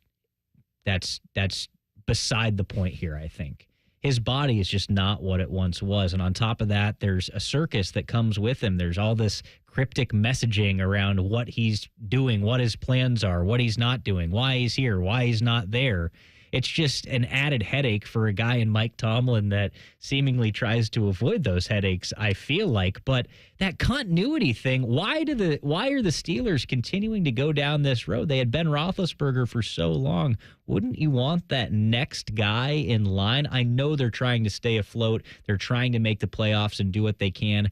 And if it ends up being Rodgers, right, maybe they catch a little magic that he has left. But at some point, you need to establish yourself for the future. And why not give a new guy a chance? Well, it would seem like an awkward marriage between Aaron Rodgers and Mike Tomlin for what you alluded to there, where the franchise and the head coach are setting the tone, and they don't allow a lot of that outside shenanigans, or they get rid of you. We've seen plenty of examples of that in Pittsburgh with, Le'Veon Bell, holding out, and Pittsburgh not being willing to compromise there. Antonio Brown, other situations down the road that you have to get in and fit in to thrive there. And I'm not sure if that's the holdup for Aaron Rodgers, is that he doesn't really want to do that. He wants to be more important than Mike Tomlin. And if Mike Tomlin needs a quarterback who's going to do whatever he asks, who is going to put the team and the culture first, Will Howard is like the embodiment of that to me. That's not the only reason that you pick a quarterback, or else Tim Tebow would have won 5 Super Bowls. But Will Howard is not devoid of arm talent. He's certainly understanding of, he's played in multiple different offenses. He's learned them. I've always been impressed with the way he can break down plays and, defenses and audibles. Like Ohio State and Chip Kelly and Ryan Day trusted him to do a lot at the line of scrimmage, and increasingly more as the year went on. He didn't bat an eye. So, again, I know that the level of competition is different when you go up from, even when you win a national championship and you're playing at the NFL level, those are the best of the best. But as I said, would I bet against Will Howard? I think he has all the tools that he needs. And I don't think that he's going to get shortchanged on the work ethic part. And if you're looking for someone to set that tone, I think he can do that. Is he ready as a rookie to go win a Super Bowl? Probably not. Is Aaron Rodgers at this point in his career going to move the needle for the Steelers? I would personally think not. So what is the downside for trying to find out what you have, and if you could build around Will Howard for the future? Time to step away again. We'll be back in 2 minutes talking Ohio State recruiting with Jeremy Birmingham. It's the Buckeye Show on The Fan. Career changers, including veterans and active duty service members. Your transition starts here. Go from GI to IT in a matter of months. Become a certified cyber warrior with training at My Computer Career. Cybersecurity specialists are in high demand, offering IT pros great opportunities and a rewarding lifestyle while protecting our people, liberty, and treasured institutions from cyber threats. Deploy your career in IT today. Learn more at mycomputercareer.edu/CWP. SkillBridge and other VA benefits are available to those who qualify. We've discovered the perfect morning ritual, the 2 for $6 breakfast sandwich deal at Tim Hortons. Every sandwich is made to order with a freshly cracked egg and melty cheese, just the way breakfast should be. Choose between savory sausage or hickory smoked bacon, served on a toasted English muffin or flaky biscuit. There's no wrong way to mix and match this tasty deal. 2 breakfast sandwiches, just $6. Perfect. Only at your neighborhood Tim Hortons. At participating U.S. restaurants, single item at regular menu price. Modifications and tax extra. Exclusions and additional terms apply. At Kroger, an annual Boost membership is better than ever. Save up to $1,100 each year on gas, groceries, delivery fees, and streaming options. With double fuel points, unlimited free delivery, and exclusive savings for members, there's so much to love about Boost. Sign up for a Boost membership today. Kroger, fresh for everyone. Restrictions apply. See site for details. For over 30 years, Schumacher Homes has been building affordable custom homes throughout the Buckeye State. Experience true customization on your land, your way, without any compromises. Come visit any of our 9 Ohio model home and design studio locations to see the latest in design trends and learn about our award-winning building process, or start online at SchumacherHomes.com. You'll be surprised how affordable a custom home will be. Schumacher Homes, proud home building sponsor of Ohio State Athletics. The Buckeye Show is sponsored by CareSource, proud to be your home for Ohio State Athletics. The Fan, Ohio sports destination. The only radio show that bleeds scarlet and gray. This is the Buckeye Show. Dylan Tyrer, Austin Ward, Jacob Reimer back with you. And right now we're very excited to be joined by Jeremy Birmingham of Buckeye Huddle. Of course, also a co-host with you on Austin and Berm right here with the Fan. I haven't talked to him in like 3 hours. I was going to ask you, when's the last time that you guys were able to connect? So, Berm, any new news since you guys last conversed? I had roosters for dinner. Ooh. That was nice. That's about it. Got my garage door fixed, basic Tuesday stuff. So what was appetizer Thursday? I don't know. You know that I only go with one appetizer. Okay. I didn't even ask, and it wasn't offered to me. So if Nicole's listening, something to work on for the old servers. They got to offer that up since it's appetizer Tuesday. So you got mac and cheese bites, and then you got some. Did you go boneless with the new killer and barbecue? Well, yeah, I'm not gonna mess with what works. Okay. What's going on with the garage door? Nothing. It's fixed now. You know that on garage doors they have these rollers that have wheels on them, and that's how your door goes up and down. Mm-hmm. Apparently, they can just occasionally break and stop working, and completely come off the tracks. Which I don't know how that's possible for that to occur while it stays inside of its bracket, but it does apparently. So we got it all handled though. We're good. Everything is back to normal. Rhyme Time just said behind the glass, he said, it feels like something is always going wrong at Berm's house. That's actually fairly accurate in the last month or so. It's been a wild ride. All right. Well, you're gonna be spending a lot of June at my house, and hopefully it stays in one piece while you're there, because camp season begins on Thursday. What's the overarching storyline for Mark Pantoni and Ryan Day? I mean, there's a couple. One of them is trying to determine if Ohio State can find a sleeper pick to be the class of 2026 quarterback. I mean, that's something that is still a very much a work in progress. The Buckeyes do not have a quarterback commitment in this class.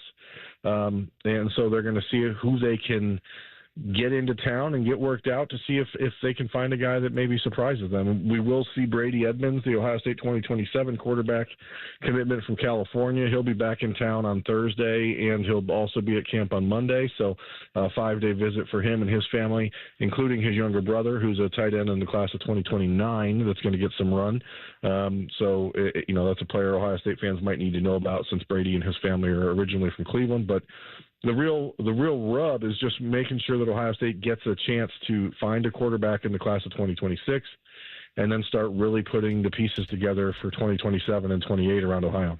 You talked about Edmund McAllister earlier today. I was checking out your Twitter, X, I guess we should call it. He's a 2029 prospect. What about him excites you? Why should we have our eyes and know the name of Edmund McAllister? Yeah. Edmund is a 2029 prospect, as you mentioned, which means he's not in high school yet. So I don't want to spend too much time talking about a kid that isn't in high school. In my history covering Ohio State, there have been 3 players I've ever watched Ohio State offer before they entered high school. One was Quinn Ewers, one was Chris Henry Jr., and the other is Tyler Atkinson, who's a 5-star linebacker in Georgia in the class of 2026. So I don't want to spend too much time talking about Edmund, but he's really fast for a young guy. He is put together. He's a shorter back, about 5'8", 5'9", but already about 180 pounds, and he's a guy that's going to be a 4.4 guy as a early high schooler, which is rare. He's going to be over at Pickerington Central High School, which is obviously one of Ohio's best programs, and the home of the Hamilton brothers and and the Stiles brothers, et cetera. So he's going to get good coaching, and he's a guy that people should definitely pay attention to over the next couple of years inside of the Columbus area. Berm, so with these handful, I think, 5 one-day camps that are of so much importance for Ohio State and their staff this month, this is a program that recruits very well nationally. They're familiar with pretty much everybody already locally. Where do they find the biggest value in staging these camps? Because it feels like every year there's 1 or 2 guys that just emerge or pop, or they get an offer that maybe we weren't entirely expecting. But how do they manage that? What are the expectations for Ohio State when they go into a month like this? All they care about is seeing if people want to compete. I mean, that ultimately is what fuels the Ohio State program. And there are players from all over the country that are going to make their way to town over these next 2.5 weeks. 3 stars, 4 stars, 5 stars, no stars. And nothing really matters to the Ohio State staff this month other than, are you coming and listening to what the coaches tell you, and are you competing as hard as you can compete? And if you do that, that's a chance for you to make an impression on the national championships coaching staff. And, the Buckeyes have a pretty good sense of who they're looking for already when these camp lists get put together.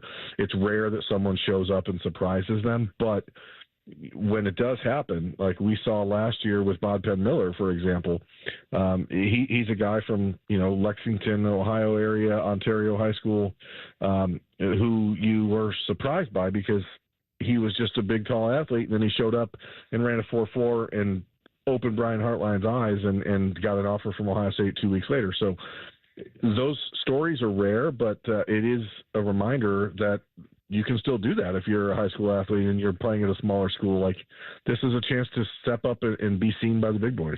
Berm, something that Austin and I were talking about earlier was the first weekend of official visits for Ohio State, and in particular, Xavier Griffin being recruited not only by James Laurinaitis, but by Matt Patricia himself, the new defensive coordinator for Ohio State. What sort of role is Patricia playing in pitching these guys? I mean, he's been a lot more active than I think anybody anticipated. That is the truth. He is a guy that, as we've gotten to know him over the last couple months, has really just been interested in talking about football with young people who maybe are more eager to hear it and more willing to listen to what his expertise is.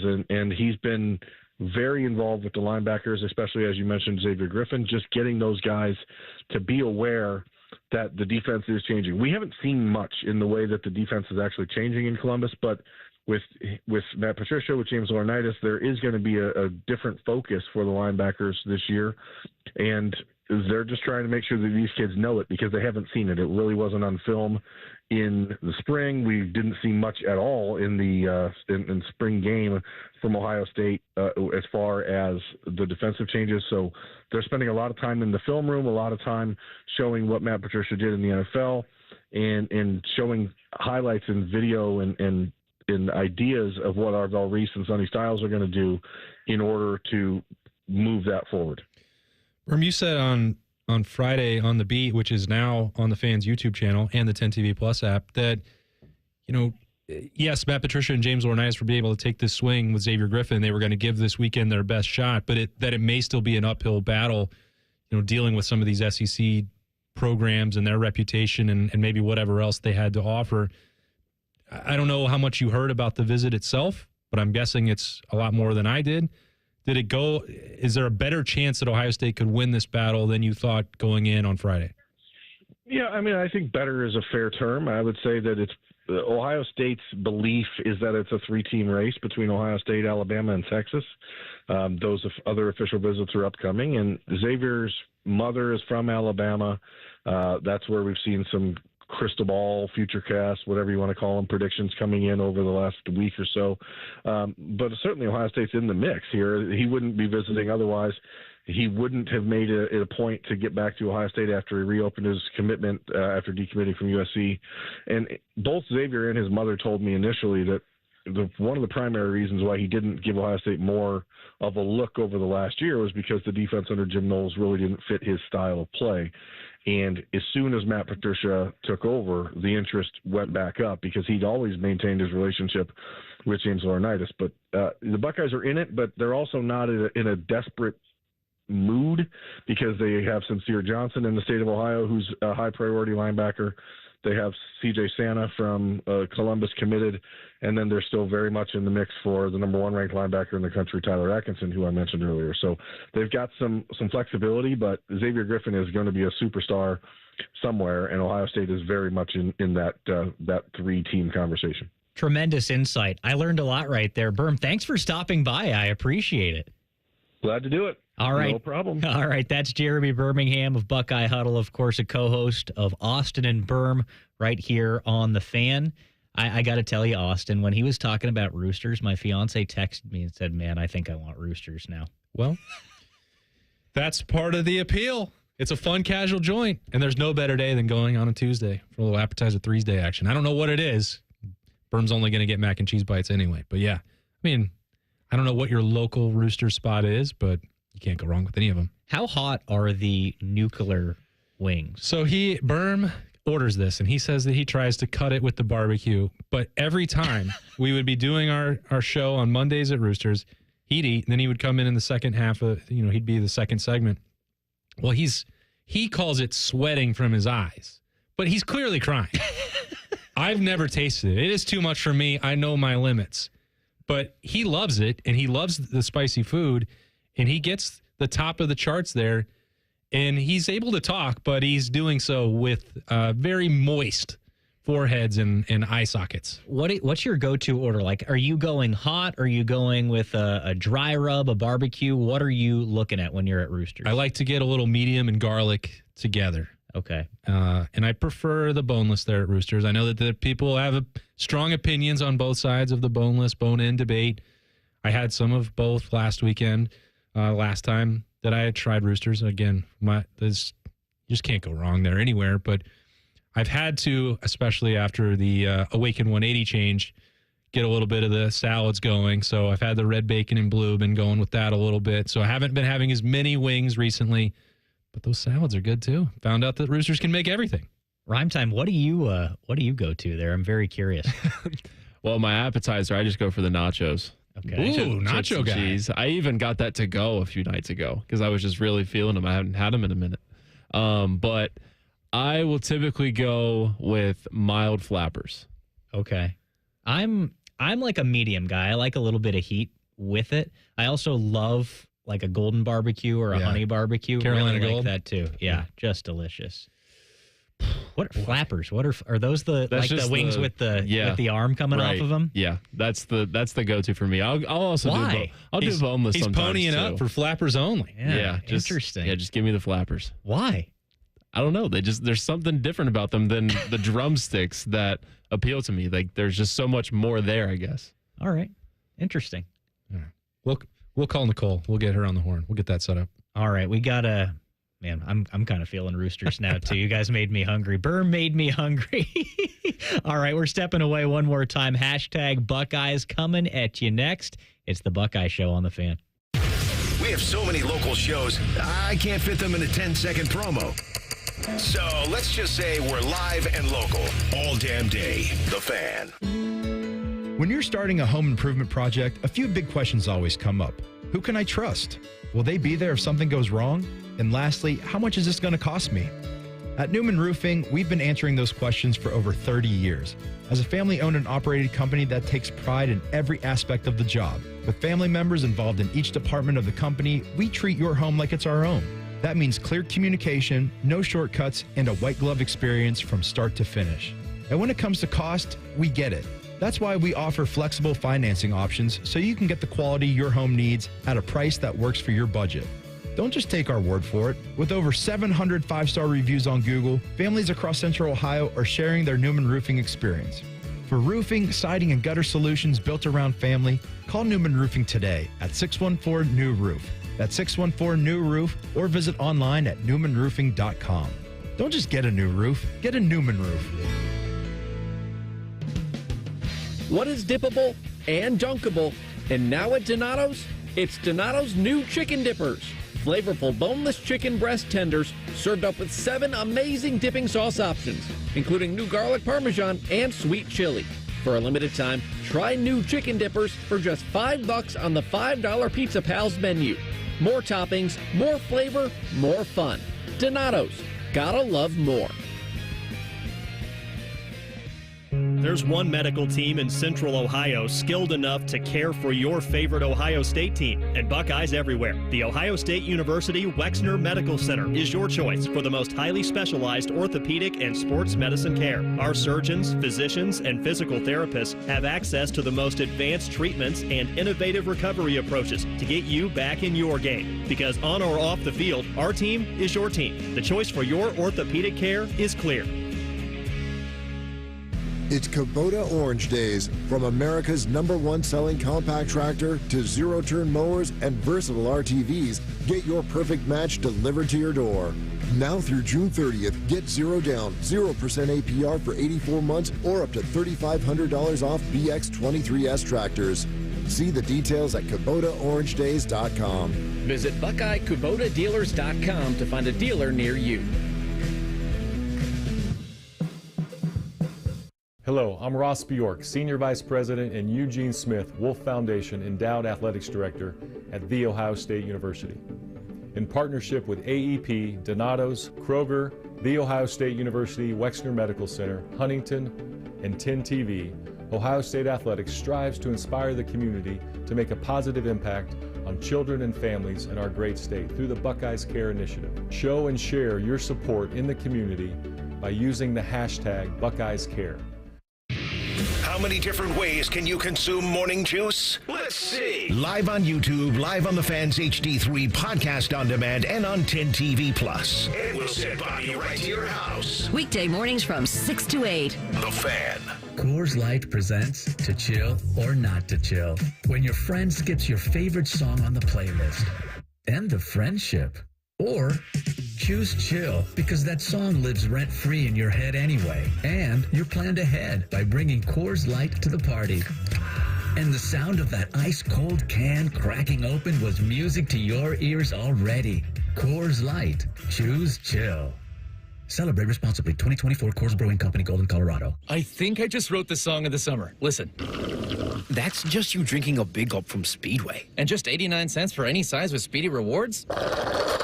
That's a hit. The convenience stores of Speedway. Valid through 6/24/25. See app for full terms. From military life to a rewarding career in IT, kickstart your new journey in a matter of months in the fields of IT and cybersecurity, including AI. Learn more at mycomputercareer.edu/CWP. Financial aid is available for qualified students, including VA benefits. All your favorite fan shows are available when you want them. Head to 971thefan.com and hit that subscribe button. The Fan, Ohio sports destination. Social media can be a cesspool. Allow us to navigate the waters. Hashtag Buckeyes. Sponsored by the Waterworks. Call the plumbing, heating, and cooling technicians at the Waterworks and header today. Call 614-232-2222. Proud sponsor of Ohio State Athletics. We talked a lot of golf yesterday. We did.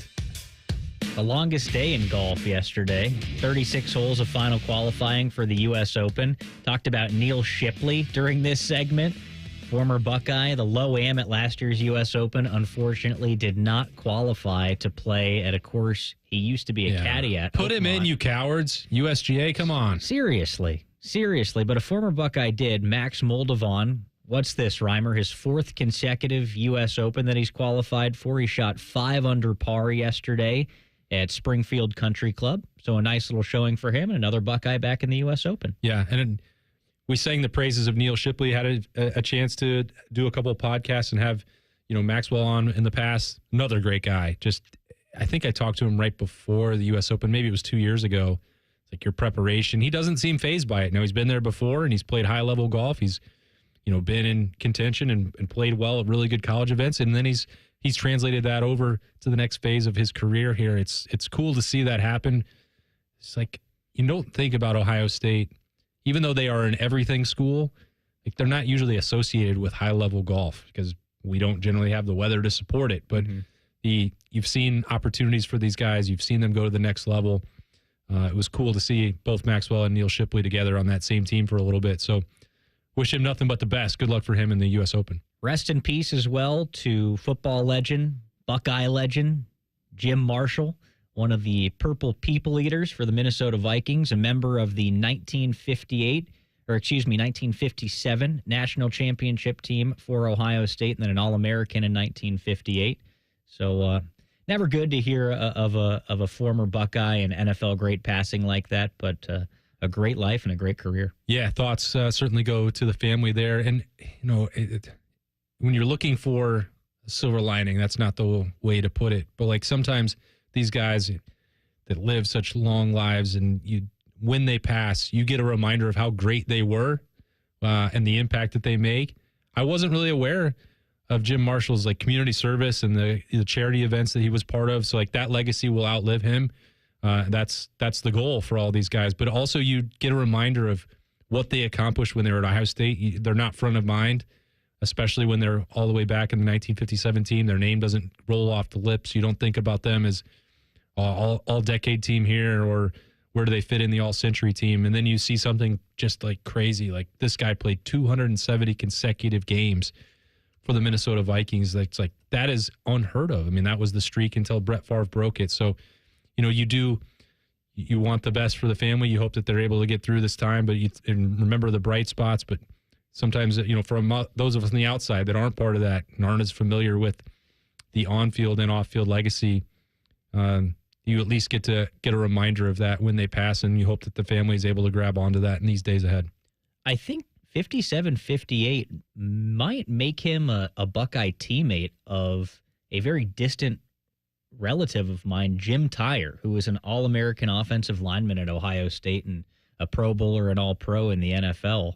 I would think that their paths had crossed. Jim Tyrer from Newark, Ohio. There we go. I don't know a whole lot about the connection between the two of us. I think maybe a cousin of my grandfather or something like that. You got to go home and find out. Yeah, I know. I'm going to have to dive deep into that. You and I talked a lot about Ohio State and Texas facing off yesterday. I think Scotty Scheffler was asked about coming back to Columbus for that game. What do you have to say? When you reflect on the success you've had back-to-back years now, any chance we see you late August back for a football game, Texas, Ohio State, and any prediction for the game? You got to be careful with Mr. Nicholas. No, I don't have to be careful at all. I think it'll be a pretty good football game. Yeah, I mean, I don't have to be careful. We're still riding high after the national championship. I mean, come on. Last year we actually got to go to the Cotton Bowl. That was really fun. I mean, obviously the result wasn't what I hoped that it would be, but I mean, it was really cool to see that environment, enjoy the game. I don't even know what I'm going to do tomorrow, let alone in August, but I'll definitely be watching on TV at the very least. There's got to be some, we're talking about FedEx Cup time, right? Aren't we? He'll be on a golf course. I think he's going to be in some meaningful tournaments. He's going to be busy, right? Just get him. Figure out what happens. Get him back in one of those field suites. Yeah, oh, gosh. Be cushy there. He could just fly in after the round, right? Fly in after. Well, I guess he couldn't. Fly in. Yeah. Well, he's probably going to have a late tee time based on the way he's playing. Fly in before the round? I don't know. We're not going to see him. Yeah, we're not going to see him, unfortunately. And he's welcome in Columbus every year, late May, early June.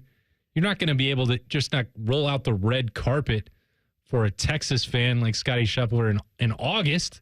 Come on. Reimer, are you looking up what tournament we've got going on at that point back there? Are you busy researching? So tell me, what will the date be? Well, it's Labor Day weekend, right? Yeah, August 30th. I don't see a tournament because the Tour Championship is August 21st through the 24th. Oh, boy. Well, he'll be getting ready for the Ryder Cup. We need him focused on winning that. That's true. The Ryder Cup's at the end of September, though, right? I don't know. One weekend is he's down in Atlanta for the Tour Championship, comes back up to the Midwest, then pops on over to New York for the Ryder Cup. I don't want Scotty distracted and emotional by having to come into the Horseshoe and then watching his team lose. I want him sheltered from that. I want him practicing at Bethpage, not worried about the fact that Texas is losing again to Ohio State. That's too much for me. Have you seen the lineup for what it looks like right now, the Ryder Cup team for the Americans? I'm not real optimistic right now. I know. I think Team Europe just might have more dogs than Team USA. I don't want to say that part out loud, but I am concerned. I guess we're going to need the 13th man at Bethpage to bring the boys home. I saw that posted, kind of the standings of how it looks right now for Team USA, and I will say, towards the end of the European roster, it's not great. But then when you go down, captain's picks, et cetera, they got some dogs in there, man. There's a guy like Shane Lowry in the Ryder Cup, Justin Rose. You want those guys? Well, and John on your Rahm's side. probably not even at the top because he's on live and he's not generating points. Yeah, he's way down there points wise. He's got 500 points or something like that. Yeah. But I mean, that guy's another dog. He'll be there. Yep. I think that's the part they're talking about, the Europeans being able to just add John Rahm with the captain's pick. And meanwhile, we have all of the golf bloggers and golf writers across America saying, hey, we should bring Max Homa back. He's starting to turn the corner. No. Let's stop making that happen. If Max Homa is on the U.S. team, we're not winning. Keegan Bradley, could we see a captain play?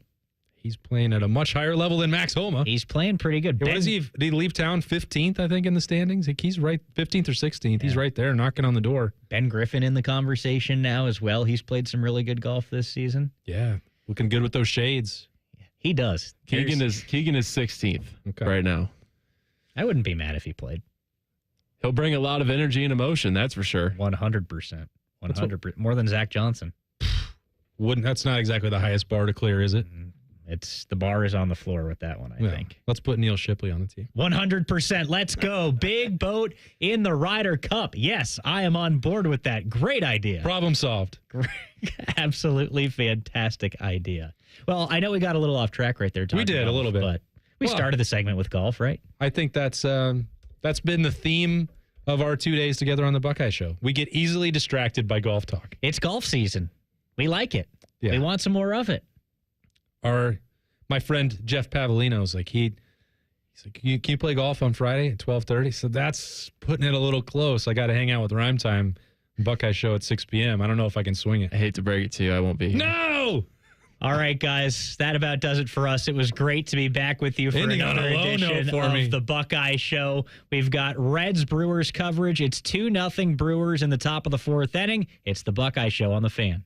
During this 10-second promo, Rothman will lose money gambling on something. People like you come here and blow the family nest egg that built this town. Rothman and Ice. Weekdays from noon to 3. The Fan. Common Man here for Universal Windows Direct. There are a lot of window companies out there, so why choose Universal Windows Direct? Let me tell you. First of all, I told you so. Also, you can get payments as low as $99 a month or no payments and no interest for an entire year. That gives you a full year to enjoy the comfort, savings, and curb appeal before you ever make a payment. Schedule your free assessment today, 614-502-5220, or go to universalwindowsdirect.com. Like me, you'll be saying, I love my windows. Get everything you need for your automotive care at Menards. No matter where the road takes you, your engine will be ready with Pennzoil Motor Oil.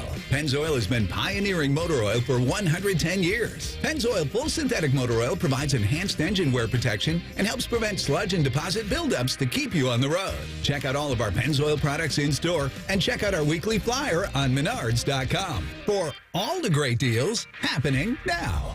Save big money at Menards. Everybody knows that Roosters is a fun, casual joint with their award-winning waitstaff, great food, fun, and laughter. It's a quick stop on the way home to sit back and unwind. It's a front row seat to the big game. Roosters is where you, your family, and friends can order pizzas, sandwiches, salads, and more. And the home of award-winning wings that are fresh, never frozen, and so big you won't believe it. It's your family's other dinner table. Roosters, a fun, casual joint, and the official wing sponsor of Ohio State Athletics.